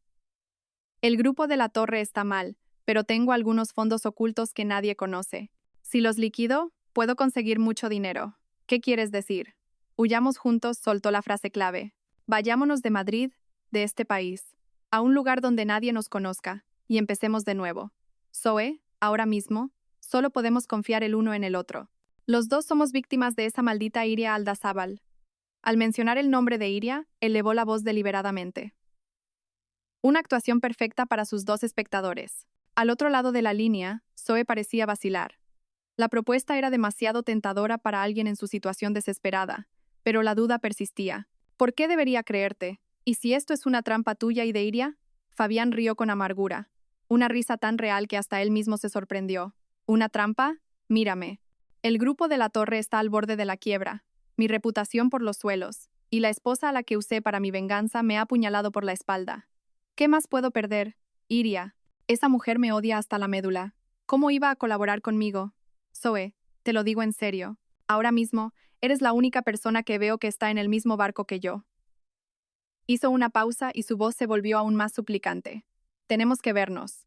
Hay que discutir los detalles del plan. No puedo hablar por teléfono. Te juro que no te haré daño. Si no me crees, elige tú el lugar. Su actuación desesperada y sincera pareció convencer a Zoe. Se quedó pensativa durante un largo rato. El conflicto entre la duda y la esperanza se sentía en cada uno de sus suspiros. De acuerdo. Mañana a las 10 de la mañana en el Café Moca en la esquina de la calle Mayor. Reserva un salón privado. Y ven solo. Si veo a una sola persona más, me iré de inmediato. De acuerdo. Te lo prometo. Tras colgar, Fabián sintió que se le agotaban las fuerzas. Se apoyó en la ventana y cerró los ojos. Una sensación de asco le subía por el estómago. La actuación no ha estado mal, dijo la voz de Iria en el auricular. Fría, como la evaluación de un director. Sigue así mañana. Él no respondió. Estaban en el mismo espacio, pero se comunicaban a través de dispositivos electrónicos. Entre ellos había una sincronía aterradora para el plan, pero también un profundo abismo de culpa y heridas que nunca podría cerrarse. El Café Moca estaba en un callejón tranquilo, alejado del bullicio de la calle Mayor. Fabián llegó 15 minutos antes de la hora acordada, y como le había pedido Zoe, reservó un salón privado en el segundo piso. Se sentó. El botón con la cámara apuntaba hacia la puerta, y en el auricular se escuchaba la voz de Aitor. Estamos en el coche, al otro lado de la calle. Todas las señales son buenas. Tú mantén la calma y cumple tu papel. Fabián asintió levemente en señal de confirmación. Se sentía como un actor a punto de salir a un gran escenario, solo que el precio del fracaso era enormemente alto. Exactamente a las 10, entró Zoe. Seguía llevando un sombrero calado que le cubría casi todo el rostro, completamente camuflada. Solo después de confirmar que Fabián estaba solo en el salón, cerró la puerta con cuidado y se quitó la mascarilla. Parecía mucho más demacrada. Su bonito rostro estaba pálido, tenía ojeras oscuras, y en su mirada siempre había miedo y cautela. ¿De verdad has venido solo?, preguntó, mientras sus ojos recorrían la habitación en busca de algo. Fabián asintió, intentando forzar una sonrisa cansada. Te lo dije, ahora solo puedo confiar en ti. Zoe se sentó en la silla de enfrente, manteniendo una distancia segura. Dime, ¿cuál es el plan? Fabián bajó la cabeza y entrelazó las manos sobre la mesa, un gesto que expresaba ansiedad y frustración. Conozco a alguien. Pueden hacernos identidades falsas y conseguirnos una ruta segura para salir del país. Pero cuesta muy, muy caro. Una fortuna. ¿Cuánto? Los ojos de Zoe brillaron. La codicia y el cálculo superaron al miedo. Al menos 5 millones de euros, dijo Fabián, soltando una cifra enorme. Estoy intentando vender mi chalet y algunas acciones, pero necesito tiempo. Me da miedo que la policía se mueva antes de que pueda reunir todo el dinero. Levantó la cabeza y miró a Zoe directamente a los ojos, con un atisbo de sondeo en su mirada. Zoe, ¿tú no podrías conseguir algo? Sería como una inversión conjunta. Cuando lleguemos a salvo al extranjero, te juro que te lo devolveré con creces. Lanzó el cebo. El lugar de la reunión era un salón de té de estilo antiguo, situado en lo profundo de un jardín privado, el lugar perfecto para un trato secreto. Fabián condujo solo hasta allí. Llevaba el equipo de grabación y video perfectamente acoplado a su cuerpo, y sus pasos eran pesados como el plomo. Sabía que la puerta de madera que tenía delante no conducía a un simple salón de té, sino a la guarida del tigre. Dentro, Benjamín y Zoe ya esperaban. Su silencio era la respuesta. En el coche de enfrente, Iria observaba fijamente la imagen transmitida por la cámara del botón. Susurró al micrófono. Bien. Sigue así. No la presiones demasiado. Hazle sentir que poner el dinero es por su propio bien. En el café, Fabián, siguiendo las instrucciones, continuó su actuación, con la voz cargada de tristeza. No, olvídalo. He dicho una tontería. Tú también lo estás pasando mal. No quiero agobiarte más. Ya veré cómo me las arreglo yo solo. Es que, si no nos damos prisa, me temo que los dos perderemos la oportunidad de irnos. Enfatizó deliberadamente los dos. Estaba sembrando una idea en su mente. Su seguridad era la seguridad de ella. Si a él lo atrapaban, ella tampoco estaría a salvo. Zoe se quedó pensativa. La codicia y el miedo luchaban ferozmente en su cabeza. No confiaba del todo en Fabián, pero la vía que él le proponía era, por el momento, la única y más atractiva salida. Dame tiempo para pensarlo, dijo finalmente. Es un asunto muy importante, necesito tiempo. De acuerdo, asintió Fabián, comprensivo. Esperaré tu llamada. Pero no tardes mucho. La reunión terminó. Zoe se fue a toda prisa, con la mente llena de cálculos. Fabián se quedó solo, invadido por un cansancio extremo y un autodesprecio. Acababa de representar una obra de amor con su enemiga, bajo la vigilancia de la mujer a la que más había herido. El cebo estaba lanzado. Y estaba seguro de que ese pez codicioso no tardaría en morder. Pasaron 3 días en un silencio casi absoluto. Fabián no recibió ninguna llamada de Zoe. Empezaba a ponerse nervioso, no por el plan, sino por si el pez había detectado el cebo y había decidido no morder. En el ático, Iria estaba extrañamente tranquila. Pasaba la mayor parte del tiempo leyendo y estudiando documentos, aparentemente ajena a la tensa espera.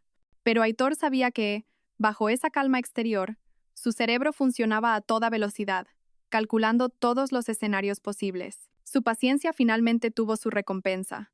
En la tarde del cuarto día, sonó el teléfono especial que Iria le había dado a Fabián. Era Zoe. Fabián hizo una seña a Iria y a Aitor y activó el altavoz. Lo he pensado, dijo la voz de Zoe.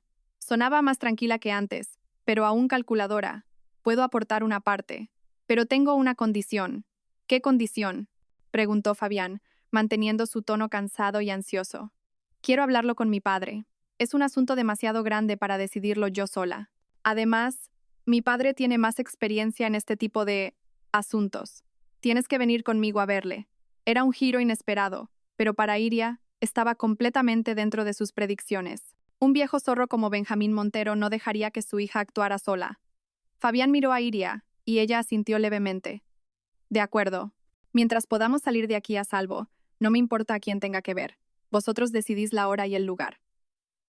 Al colgar, el aire en la habitación se volvió aún más pesado. Benjamín Montero es mucho más astuto que su hija, dijo Aitor con expresión grave. Reunirse con él será muy peligroso. El más mínimo error y nos descubrirá. Lo sé, respondió Iria. Su mirada se posó en Fabián. Por eso, tendrás que prepararte a conciencia. Esa noche, el ático se convirtió en una verdadera sala de operaciones. Iria sacó un detallado perfil psicológico de Benjamín Montero y analizó para Fabián las características de ese viejo zorro. Benjamín es extremadamente desconfiado y paranoico, pero tiene una debilidad fatal, una confianza excesiva en su propia inteligencia y un desprecio por los demás. No creerá en palabras vacías. Tienes que mostrarle un beneficio tangible, un beneficio lo suficientemente grande como para cegarle. Señaló un complejo diagrama de flujo de fondos en el monitor. Esta es una lista de tus fondos ocultos que he investigado. Usarás esto como cebo. Tienes que parecer alguien fracasado y desesperado, dispuesto a dar incluso la mitad de sus activos para salvar el pellejo. Hazle sentir que él lleva la voz cantante, que te está dando una oportunidad. Durante el entrenamiento, una extraña dinámica surgió entre ellos. Fabián, por primera vez, vio a una Iria completamente diferente. No era la esposa tierna ni la enemiga fría, sino una estratega brillante. Cada uno de sus análisis y juicios era aterradoramente agudo y preciso. No pudo evitar admirarla, y esa admiración profundizó aún más el remordimiento en su corazón. Una vez había poseído una joya así, y la había desechado sin piedad con sus propias manos. Iria, por su parte, aunque mantenía una actitud profesional y distante, no estaba completamente serena por dentro. Al ver a un Fabián derrumbado y absolutamente sumiso, Sintió una emoción compleja en lugar de satisfacción, una mezcla de compasión y amargura. Vio al hombre que podría haber sido una figura mucho más destacada si no hubiera sido consumido por el veneno del odio. Durante un ensayo de la llamada con Zoe, Fabián, demasiado nervioso, se equivocó en un detalle del plan. Casi revela un punto débil. «Di que vendiste el chalet de la Moraleja, no la villa de Marbella», dijo la voz tranquila y firme de Iria desde el auricular. «Muestra arrepentimiento, di que perdiste mucho dinero por venderlo a toda prisa». Fabián se sobresaltó y se corrigió rápidamente. La voz de ella fue como un sedante que le ayudó a recuperar la compostura. En ese momento se dio cuenta de que estaba completamente bajo su control. Pero extrañamente, no sintió resistencia. Al contrario, lo aceptó como un castigo justo por su culpa. La relación entre ellos ya no era de amor u odio, sino una dependencia inevitable en un juego de ajedrez a vida o muerte. «¿Qué tengo que hacer?» Iria sacó un diminuto auricular Bluetooth y un botón con una cámara incorporada y los colocó sobre la mesa. «Quiero que continúes con tu actuación. Hazle creer a Zoe que sigues en sus manos, que sigues ardiendo de odio hacia la familia Aldazábal. Acércate a ella, finge que planeas huir con ella. Quiero que le saques información sobre dónde está escondido el dinero que malversaron y, con estos dispositivos, consigas que confiesen todos sus crímenes de viva voz». El viejo zorro Benjamín lucía una sonrisa afable y gentil, pero sus ojos eran afilados como cuchillas, recorriendo a Fabián de arriba abajo, como si intentara ver a través de él. «Señor de la Torre, tiempo sin verle». «Siéntese», Benjamín le ofreció té cortésmente, pero su tono resumaba arrogancia.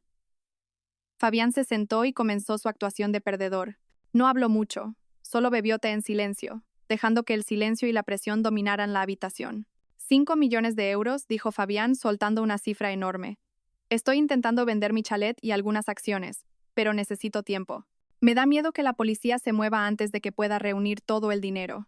Levantó la cabeza y miró a Zoe directamente a los ojos, con un atisbo de sondeo en su mirada. «Zoe, ¿tú no podrías conseguir algo? Sería como una inversión conjunta. Cuando lleguemos a salvo al extranjero, te juro que te lo devolveré con creces». Lanzó el cebo. «¿Marido y mujer?» «Señor Montero, no me insulte. Esa mujer arruinó mi vida. Me convirtió en el hazmerreír de todo Madrid. Ahora mismo la odio más que a Ignacio Aldazábal hace 20 años. Su ira era tan genuina que incluso Benjamín pareció un poco sorprendido». Fabián continuó con voz amarga. «Ya no tengo nada.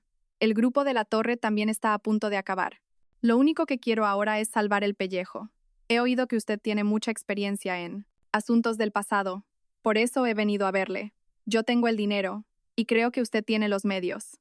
Es una colaboración en la que ambos ganamos». La voz de Iria sonó de nuevo. «Habla de tus activos. Demuéstrale tu sinceridad». Fabián respiró hondo y jugó su última carta. «Tengo una cuenta en un banco suizo. Dentro hay acciones y bonos por valor de unos 100 millones de euros. Es un fondo oculto que preparé hace mucho tiempo. Si usted nos ayuda a Zoe y a mí a salir de aquí a salvo, le daré la mitad. 100 millones de euros. La mitad». Una codicia incontenible brilló en los ojos de Benjamín. Esta era una suma mucho mayor que la que había malversado en el pasado. El cebo era demasiado jugoso. Su desconfianza comenzó a ser devorada por la codicia. «Suena bien». En el auricular se escuchó la voz de Iria. «Está probando tu paciencia. No te apresures, deja que hable él primero». Efectivamente, después de unos minutos de silencio, Benjamín habló. «He oído tu plan a través de Zoe. Muy audaz. Pero, señor de la Torre, ¿qué garantía tengo de que esto no es una trampa? Después de todo, tú y la hija de Ignacio Aldazábal fuisteis marido y mujer». Fabián dejó la taza sobre la mesa con un golpe seco, un gesto que expresaba una ira extrema. Esta estrategia de confianza total derribó por completo las defensas de Benjamín. A sus ojos, Fabián era ahora solo un joven señorito caído en desgracia, estúpido y desesperado, dispuesto a hacer cualquier cosa para salvar su vida. «Bien», rió Benjamín a carcajadas, dándole a Fabián una palmada amistosa en el hombro. «El señor de la Torre es un hombre que sabe adaptarse. No te preocupes, con mi experiencia, me aseguraré de que ambos salgáis de esta sin problemas». Embriagado por la emoción y la arrogancia de tener la situación completamente bajo control, Benjamín comenzó a jactarse. «Tu padre, hace 20 años, era tan listo como tú, pero demasiado inflexible. Y ese viejo de Ignacio Aldazábal, demasiado confiado. Con unos cuantos trucos y unas pruebas manipuladas, conseguí que esos dos tigres se despedazaran el uno al otro. Y yo me fui tranquilamente con el dinero. Así es la vida. Si no eres despiadado, no puedes ser el último en reír. No tenía ni idea de que su arrogante confesión estaba siendo grabada nítidamente por el botón de la camisa de Fabián. La reunión terminó de forma satisfactoria para ambas partes. Al salir del salón de té, Fabián sintió la espalda empapada en sudor frío. Se sentía asqueado de sí mismo, pero al mismo tiempo sintió un vago alivio. La obra estaba a punto de terminar. Regresó al ático. Iria y Aitor estaban sentados allí. Después de escuchar el archivo de audio, los rostros de ambos estaban helados. Habían conseguido lo que querían. La confesión del diablo. Fabián se enfrentó a Iria, a solo unos pasos de distancia, pero se sentían tan lejos como el cielo y la tierra. La miró.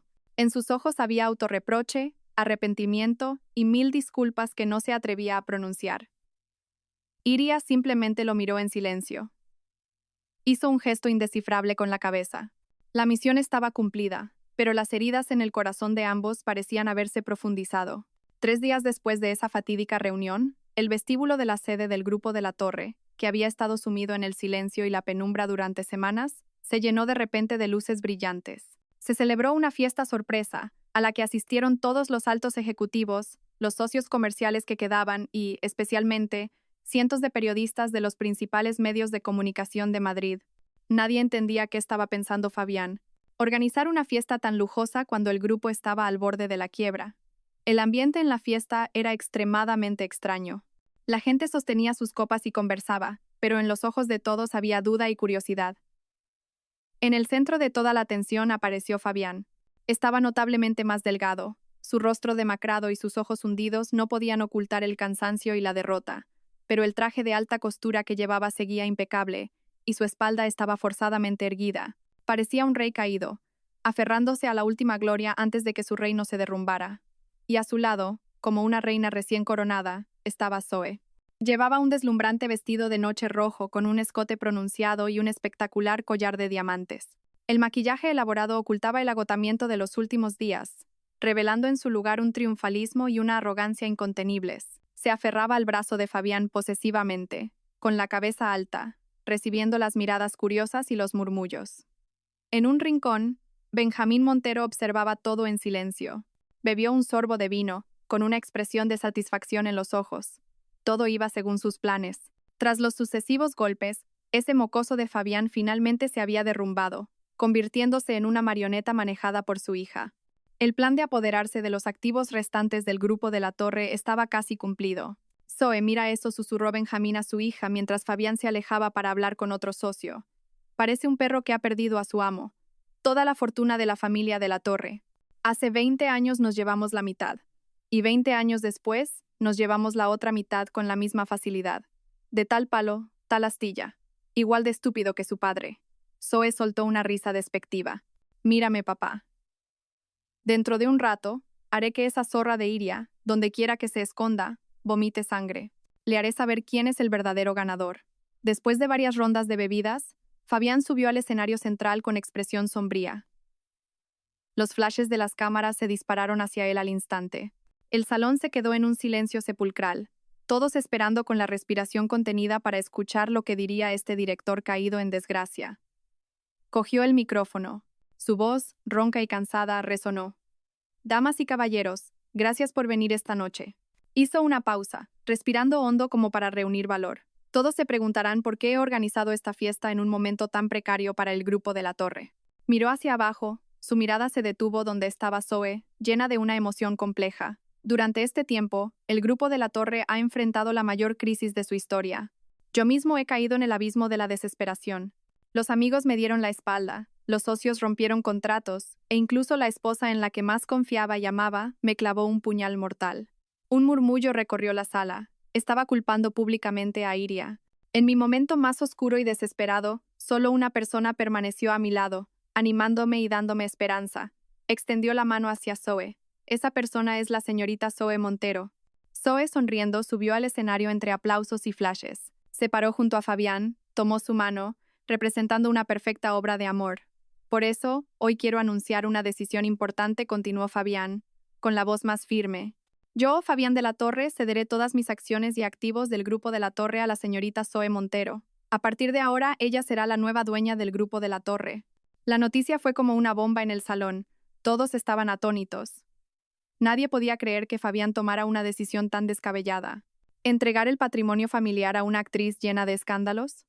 Solo los Montero, padre e hija, sonreían con la más absoluta satisfacción. Todo había salido a la perfección. Fabián dio un paso atrás y le cedió el micrófono a Zoe. Zoe se adelantó, respiró hondo, saboreando el momento en la cima de la fama y el poder. Miró a la multitud con una mirada arrogante, como una reina. Estaba a punto de comenzar su discurso de victoria, un discurso que había preparado para humillar a Iria. La gran obra de teatro había llegado a su clímax, y la protagonista, embriagada por la ilusión de la victoria, no tenía ni idea de que el telón de la tragedia de su vida estaba a punto de caer. Justo cuando Zoe estaba a punto de pronunciar la primera palabra de su discurso triunfal, sucedió lo inesperado. ¡Zas! Todas las luces del salón se apagaron de repente. El enorme espacio se llenó de oscuridad y de los gritos de pánico de los invitados. Los flashes de las cámaras seguían disparándose en la oscuridad, creando una escena caótica. ¿Qué pasa? ¿Un apagón? Zoe se quedó congelada en el escenario. Su corazón latía con fuerza y un mal presentimiento la invadió de repente. Apenas unos segundos después, solo una luz se encendió, no sobre el escenario, sino apuntando a la enorme pantalla LED que había detrás. La pantalla, que antes mostraba el logo del grupo de la torre, parpadeó y mostró la imagen de un antiguo salón de té. Al mismo tiempo, la puerta principal del salón se abrió pesadamente. Las siluetas de un hombre y una mujer entraron en silencio. La luz del pasillo creaba un tenue halo a su alrededor. La mujer llevaba un vestido largo negro, sencillo pero elegante. Su rostro era helado, su mirada afilada como una cuchilla. El hombre a su lado, con un traje sofisticado, exudaba un aire tranquilo y profesional. Eran Iria y Aitor. Su aparición silenció instantáneamente el caótico salón. Todas las miradas se clavaron en ellos. Los periodistas, como tiburones que huelen sangre, apuntaron inmediatamente sus objetivos hacia la pareja.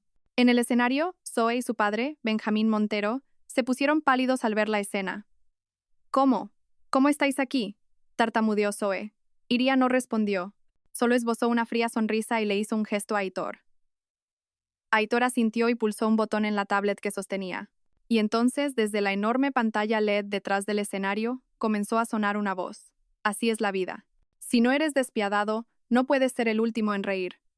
Era la voz arrogante de Benjamín Montero, grabada con una claridad cristalina. El salón volvió a sumirse en un silencio sepulcral. Todos escucharon, atónitos, la grabación, que contenía la confesión de Benjamín de todos sus crímenes, desde la malversación de fondos hasta la incriminación de Ignacio Aldazábal y el uso de Fabián como una marioneta. No, parad eso ahora mismo, gritó Benjamín. Su rostro, antes afable, estaba desfigurado por el pánico. Intentó correr hacia la sala de control, pero fue detenido por 2 guardias de seguridad. Pero eso no fue todo. Cuando terminó el archivo de audio, en la pantalla aparecieron pruebas irrefutables una tras otra. Copias de los contratos ilegales de transferencia de tierras, el flujo de dinero negro blanqueado a través de empresas fantasma y, finalmente, el video grabado por la cámara del botón de Fabián durante la reunión en el salón de té. La imagen de Benjamín y Zoe sentados triunfalmente, jactándose de sus crímenes, se proyectó nítidamente ante cientos de personas. Cada una de sus palabras, cada una de sus sonrisas de victoria, era ahora la prueba más contundente que revelaba su rostro demoníaco. La sala explotó. Gritos, insultos y el incesante sonido de los flashes de las cámaras se mezclaron. Los socios comerciales que habían sido engañados, los accionistas que habían sufrido pérdidas, todos miraban a los Montero con ojos llenos de ira. No soy yo, es un montaje.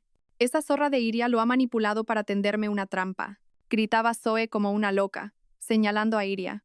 Pero ya nadie la creía. Justo en ese momento, un grupo de policías uniformados entró por la puerta principal y se dirigió directamente al escenario. Benjamín Montero, Zoe Montero, quedan detenidos por fraude, malversación de activos, difamación y falsificación de documentos públicos. Acompáñennos, por favor. La última esperanza se desvaneció. Benjamín se quedó aturdido, y Zoe se desplomó en el escenario, sollozando desconsoladamente. Unas frías esposas se cerraron en las muñecas de padre e hija, poniendo fin a una farsa de 20 años. En medio de esa escena caótica, Iria se dio la vuelta para irse, pero se detuvo de repente. Al otro lado del escenario, Fabián estaba de pie en silencio, mirándola. La luz del escenario lo iluminaba, creando una sombra larga y solitaria. No miraba a los Monteros siendo detenidos, no prestaba atención al caos que lo rodeaba. Su mirada estaba fija solo en ella. En sus ojos había dolor, arrepentimiento, culpa y un atisbo de gratitud inexpresable. Entre la multitud sus miradas se encontraron. No se dijeron palabras, pero parecía que todo el rencor, todo el dolor y la lucha estaban contenidos en esa mirada. La obra había terminado y se había hecho justicia.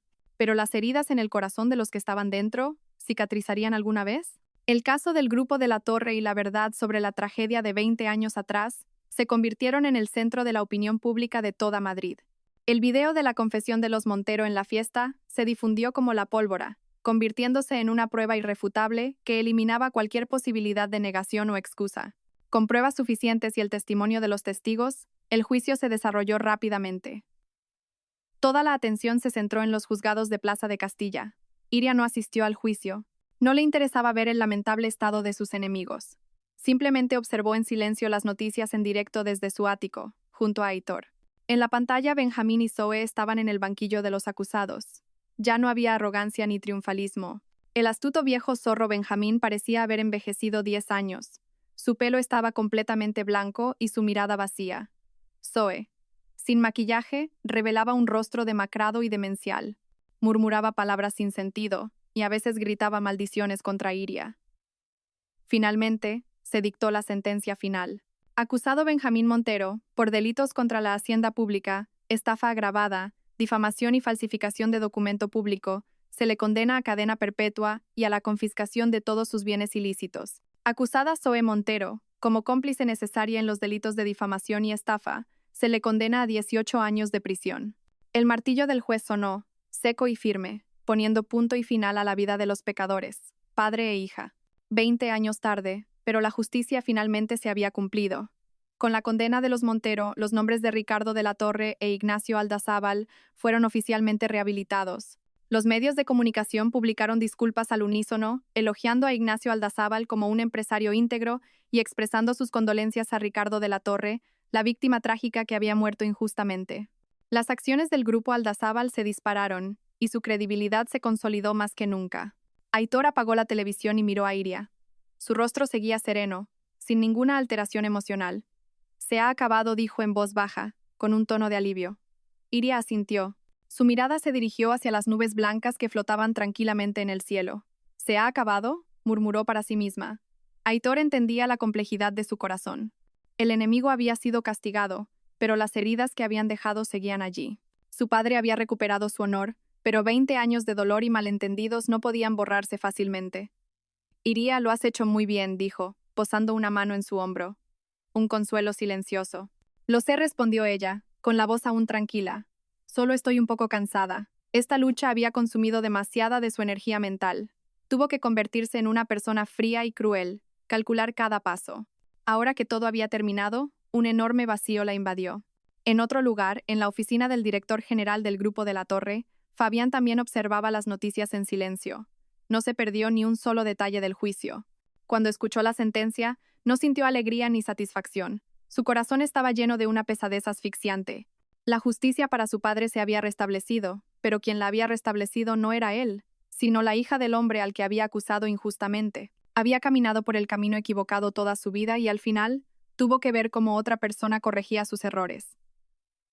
La verdad había salido a la luz, pero su pecado no podía ser borrado. Miró por la ventana el imponente edificio del grupo Aldazábal en la distancia. Sabía que la condena de los Montero era solo el principio. El verdadero castigo para él acababa de comenzar. Era el juicio de la conciencia, un juicio sin fin. Después del juicio, Fabián desapareció por completo del panorama económico de Madrid. No apareció por el Grupo de la Torre ni asistió a ningún evento. La gente rumoreaba que se había derrumbado por completo, que no tenía cara para enfrentarse a la gente. Pero la verdad era otra. Fabián no había huido. Estaba expiando con acciones su imperdonable error. Lo primero que hizo fue liquidar todos sus lujosos bienes personales. El Aston Martin, la colección de relojes de lujo, la mansión en la colina con vistas a toda la ciudad. Se deshizo de todo sin la menor vacilación. Estas cosas materiales, símbolos de un éxito construido sobre el odio, ya no le servían de nada. A continuación, vendió discretamente la mayor parte de sus acciones personales del Grupo de la Torre, dejando solo una pequeña parte para mantener un mínimo poder de voto. Con el enorme capital que recaudó, junto con toda su fortuna de la cuenta bancaria suiza, lo dividió en dos partes. Una parte la utilizó para crear una fundación benéfica con los nombres de sus dos padres, la Fundación de la Torre Aldazábal.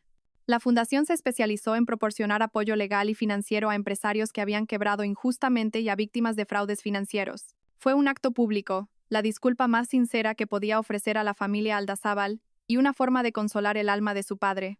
La otra parte la transfirió a una cuenta y solicitó una reunión con el padre de Iria, Ignacio Aldazábal. La reunión tuvo lugar en el despacho de la casa de los Aldazábal.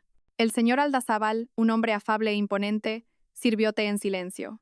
A pesar de enfrentarse al hombre que había causado tanto revuelo a su familia, no mostró ningún rencor ni reproche. Fabián colocó un cheque sobre la mesa y se inclinó profundamente. Señor Aldazábal, sé que ninguna disculpa puede compensar las pérdidas y la injusticia que usted y su familia han sufrido por mi culpa. Por favor, acepte este dinero como una pequeña muestra de expiación de este necio. El señor Aldazábal miró el cheque con la enorme cifra y luego a Fabián. Suspiró. Fabián, levántate. Lo pasado, pasado está. La culpa no es enteramente tuya, también es del cruel destino. Acepto tu gesto, pero donaré todo este dinero en tu nombre a la Fundación de la Torre Aldazábal, que se use para ayudar a más gente.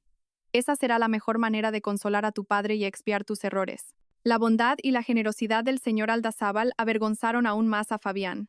Salió de la casa de los Aldazábal con el corazón apesadumbrado, pero un poco más ligero. Finalmente, hizo lo que debería haber hecho hace mucho tiempo. Condujo un coche normal, compró un ramo de crisantemos blancos y se dirigió a un cementerio en las afueras de la ciudad. Se detuvo ante la tumba impecablemente cuidada de su padre Ricardo de la Torre. Dejó las flores y se arrodilló en silencio. El desolado viento de otoño soplaba, trayendo consigo soledad y dolor. «Papá», llamó con voz ahogada. «Tu hijo indigno ha venido a verte». Las lágrimas comenzaron a brotar de sus ojos, lágrimas de arrepentimiento y comprensión. «Papá, me equivoqué. Durante los últimos 20 años he vivido equivocado. Ciego por el odio, me convertí en la herramienta del verdadero enemigo. Lejos de proteger tu honor, arrastré a gente inocente. No soy digno de ser tu hijo». Apoyó la cabeza en la tierra fría, sus anchos hombros temblando. Lloró como un niño, desahogando todo el dolor, el autorreproche y la culpa que había reprimido en su corazón. «La justicia para ti se ha restablecido. Los malvados han pagado por sus crímenes, pero el precio ha sido demasiado alto. Papá, lo he perdido todo. Mi carrera, mi honor y a la mujer a la que debería haber atesorado más». Levantó la cabeza y miró la foto en la lápida. El rostro de su padre seguía siendo afable e imponente. «Papá, descansa en paz. El resto de mi vida ya no la viviré por el odio. Viviré para expiar, para hacer algo útil por la sociedad. Viviré una vida correcta, para no avergonzar tu nombre». Se quedó allí mucho tiempo, hasta que el sol poniente tiñó de rojo el cielo. Se levantó y se sacudió el polvo de la ropa. Todavía tenía rastros de lágrimas en el rostro, pero en sus ojos ya no había la locura del odio, solo calma y vacío. Se había enfrentado a su pasado, se había quitado la carga que había llevado sobre sus hombros durante 20 años, pero el camino por delante era incierto, y sabía que tenía que caminar solo por el interminable sendero de la penitencia. Una semana después de enfrentarse a su pasado en el cementerio, Fabián pidió ver a Iria por última vez. En lugar de llamarla, le envió un breve mensaje de texto, proponiendo encontrarse en la cafetería junto al río Manzanares donde tuvieron su primera cita oficial. No estaba seguro de si vendría, pero tenía que intentarlo. Sorprendentemente, ella vino. Seguía igual, hermosa, serena. Pero en sus ojos, al mirarle, ya no había la frialdad hostil, solo una tranquila distancia, como si mirara a un extraño. No se sentó, se quedó de pie frente a él, manteniendo una distancia segura. «¿Para qué querías verme?», Fabián la miró. La mujer a la que había planeado atrapar durante toda su vida. Y la mujer que le había enseñado la lección más dolorosa sobre la verdad y la humanidad, esbozó una sonrisa amarga y autodespreciativa. «No te preocupes. No he venido a pedir perdón de nuevo. Sé que no tengo derecho». Sacó una carpeta de su maletín y la dejó sobre la mesa. Eran los papeles del divorcio. «He firmado», dijo con una voz extrañamente tranquila. «No pido nada. Todos los bienes comunes durante el matrimonio y la indemnización que debo pagarte según el contrato, haz lo que quieras con ellos. No tengo objeciones». Iria echó un vistazo a los documentos. Su firma era fuerte y decidida, como él. No dijo nada. Fabián miró el río Manzanares fluir tranquilamente. El atardecer teñía la superficie de dorado. He vendido casi todas mis acciones del grupo de la Torre. He dejado una parte simbólica y he cedido toda la gestión al Consejo de Administración. La fundación de la Torre Aldazábal ha comenzado a operar y el señor Aldazábal ha aceptado ser el presidente de honor. Todo está más o menos arreglado. La miró de nuevo, con una emoción compleja en sus profundos ojos. Mañana me voy de Madrid. Iria levantó ligeramente la cabeza. Una sorpresa fugaz cruzó sus ojos tranquilos. No sé a dónde iré todavía. Quizás a una pequeña ciudad del sur o a un pueblo tranquilo del campo. Quiero empezar de nuevo. Como una persona normal, vivir una vida normal. Sonrió con tristeza. Madrid es demasiado grande. Hay demasiados recuerdos, falsos recuerdos hermosos y pecados imborrables. Ya no puedo quedarme aquí. Siento que me ahogo. El silencio los envolvió. La brisa del río soplaba suavemente, alborotando un mechón de pelo de Iria. Probablemente esta sea la última vez que nos veamos, dijo Fabián, con la voz temblándole un poco. No espero que me perdones, y no tengo el valor de pedirte que me recuerdes. Solo quería decirte una cosa. Respiró hondo, como si reuniera todo el valor de su vida. Iria, gracias por hacerme ver la verdad. Podrías haberme destruido por completo, y no lo hiciste. Gracias, y por todo. Lo siento. Hizo una profunda reverencia. Una reverencia que contenía todo su arrepentimiento y su último adiós. Tras decir esto, sin esperar su respuesta, se dio la vuelta con decisión y se fue. Su espalda estaba recta, pero extrañamente solitaria, y se fue mezclando con la multitud del paseo del río, desapareciendo gradualmente en el hermoso pero melancólico atardecer. Iria se quedó allí mucho tiempo, observando la dirección en la que él había desaparecido. Cogió los papeles del divorcio de la mesa. Sus dedos largos y delgados los apretaron. Una lágrima transparente cayó silenciosamente, mojando el papel y emborronando un lado de su arrogante firma. Este enredo fatal finalmente había llegado a su fin. Después de que Fabián se fuera y todas las tormentas se calmaran, la vida de Iria volvió gradualmente a la normalidad. Ya no vivía en un estado de alerta y cálculo. Volvió al trabajo que amaba, continuando con sus proyectos de investigación en psicología criminal y aceptando ocasionalmente trabajos de consultoría de gestión de crisis para algunas grandes empresas. Dejó el ático y se mudó de nuevo a la casa de sus padres. La casa siempre estaba llena de risas y calidez, lo que en cierto modo alivió las heridas que había sufrido. Exteriormente, seguía siendo la hija inteligente, hermosa e imponente de la familia Aldazábal. Nadie podía ver las cicatrices invisibles grabadas en lo profundo de su corazón. La pesadilla había terminado, pero sus secuelas persistían. A menudo tenía problemas para dormir. Cuando llegaba la noche y la quietud, la imagen de esa terrible noche de bodas resurgía con la claridad de una película a cámara lenta. La humillación, la traición, el rostro cruel de Fabián y la sonrisa triunfante de Zoe se habían convertido en fantasmas psicológicos que minaban su paz. Se volvió más cautelosa, le costaba confiar en la gente. Mantenía sus relaciones sociales perfectamente, pero entrar en su mundo interior ahora era casi imposible. El muro de hielo que había erigido era más alto y más grueso que antes. Solo una persona permanecía pacientemente fuera de ese muro, esperando en silencio, sin presionar ni exigir. Era Aitor. Siempre estuvo ahí, como un hermano mayor, como un amigo de toda la vida. Nunca sacó a relucir el pasado, nunca le preguntó por sus sentimientos hacia Fabián. Simplemente estuvo a su lado. Cuando no podía dormir, le enviaba música de piano relajante. Cuando no tenía apetito, iba a un restaurante lejano para conseguirle su comida favorita. Cuando ella guardaba silencio, él se sentaba a su lado en silencio, leyendo un libro o viendo una película antigua. Su afecto no era un fuego ardiente, sino un arroyo tranquilo y cálido que fue curando lentamente las grietas de su alma. Un sábado por la tarde, la invitó al Museo de Arte Moderno, donde había una exposición de su pintor favorito. Caminaron uno al lado del otro, admirando las obras en silencio. Frente a un cuadro abstracto dominado por el azul y el gris, Aitor habló de repente. Su voz era grave y cálida. Iria, ¿sabes? Llevo mucho tiempo enamorado de ti. Iria se sorprendió un poco y lo miró. Él no la miró. Mantuvo la vista en el cuadro, como si hablara consigo mismo. Desde que eras una niña llorona que me seguía a todas partes pidiendo caramelos, hasta que te convertiste en una joven hermosa e inteligente. Y ahora, en la mujer fuerte y maravillosa que eres. A mis ojos, siempre has sido especial. Se dio la vuelta y se enfrentó a ella.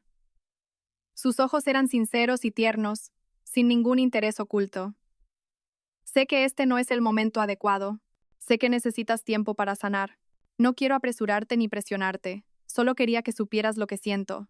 Quería que supieras que hay alguien aquí que te esperará todo el tiempo que sea necesario, hasta que estés lista para abrir tu corazón de nuevo. Su confesión no fue romántica ni grandiosa, pero era tan sincera que conmovió ligeramente el corazón helado de Iria.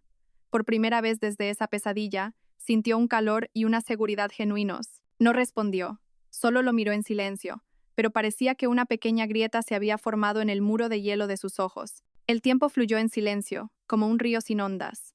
Habían pasado varios meses desde la sincera confesión en el museo, pero la vida de Iria no había cambiado mucho. El muro de hielo alrededor de su corazón, aunque agrietado, seguía en pie, firme y frío. Se volcó en el trabajo para olvidar el vacío de su corazón. Aceptó más proyectos, asistió a conferencias internacionales. Su reputación en el campo de la psicología crecía cada vez más. Era exitosa, independiente, fuerte, pero por la noche, cuando se enfrentaba al silencio de su habitación, el fantasma de la soledad la visitaba sin falta. Fabián se había ido, pero su sombra, su traición y el falso amor que una vez habían tejido, seguían clavados en su corazón como una espina invisible. Le daba miedo. Miedo de confiar en otro hombre, de poner su felicidad de nuevo en manos de otra persona. Sabía que los sentimientos de Aitor eran sinceros. Había sentido todo su cuidado y paciencia durante este tiempo. Era como un puerto tranquilo, esperando que su barco cansado echara el ancla. Pero ese barco había sido destrozado por una terrible tormenta. No tenía el valor de volver a navegar, ni la certeza de que ese puerto fuera real y absolutamente seguro. Una tarde, después de un día agotador, llegó a casa. Sus padres estaban en el salón viendo un viejo melodrama. Al ver a su padre pelando con ternura una manzana para su madre, mientras ella se apoyaba en su hombro, una mezcla de amargura y envidia invadió el corazón de Iria. Ella también había soñado una vez con esa felicidad sencilla, pero ese sueño había sido destrozado por la persona que más amaba. Iria, ven, siéntate con nosotros, la llamó su madre. Se sentó en silencio junto a ella. Su madre tomó su mano con cariño. El calor de su mano pareció darle un poco de fuerza. Hija, has trabajado demasiado últimamente. No puedes vivir solo para el trabajo, también necesitas tu propia vida. Su padre, Ignacio Aldazábal, también se volvió hacia ella, con una mirada afable. Aitor es un buen chico, lo hemos visto crecer, y su carácter es intachable. Y lo más importante, sus sentimientos por ti son sinceros. Iria guardó silencio. Sabía que sus padres estaban preocupados por ella. No querían que siguiera atrapada en el pasado, con el corazón cerrado. Lo sé, dijo en voz baja, pero necesito un poco más de tiempo. Su madre suspiró y le dio unas palmaditas en el dorso de la mano. El tiempo puede curar todas las heridas, pero no te traerá la felicidad si no la buscas tú misma. Iria, el pasado ya pasó. Fabián ha pagado por lo que hizo. No debes renunciar a la felicidad que mereces por el error de una persona. Las palabras de su madre fueron como una corriente de agua tibia, que fue derritiendo lentamente el hielo de su corazón. Sí, ¿por qué tenía que castigarse a sí misma y a Aitor, que siempre había sido tan bueno con ella, por los errores de Fabián? Esa noche, Iria volvió a tener problemas para dormir, pero esta vez no fue por las pesadillas. Se quedó en la cama, mirando por la ventana, pensando mucho en las palabras de sus padres, en la sinceridad de Aitor y en su propio futuro. No podía vivir para siempre en la sombra del pasado. Merecía ser feliz. A la mañana siguiente, después de dar vueltas en la cama toda la noche, cogió su teléfono. Sus dedos dudaron sobre la pantalla durante un largo rato, y luego, con decisión, marcaron un número familiar. Diga, Aitor. Al otro lado de la línea, se escuchó la voz de Aitor, un poco sorprendida, pero siempre tierna. Hola, Iria. ¿Qué pasa? Respiró hondo, como para reunir valor. ¿Tienes tiempo esta noche? Quería invitarte a cenar, como agradecimiento por todo lo que has hecho. Aitor guardó silencio durante unos segundos. Iria pudo sentir que su respiración se aceleraba un poco. Luego, se escuchó su voz, incapaz de ocultar la alegría. Sí, claro que tengo tiempo. ¿Dónde quieres ir? Pasaré a recogerte. Tras colgar, Iria se apoyó en la ventana.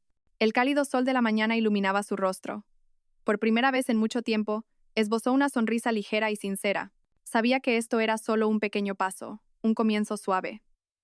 El camino por delante aún era largo, y las heridas de su corazón quizás nunca cicatrizarían por completo.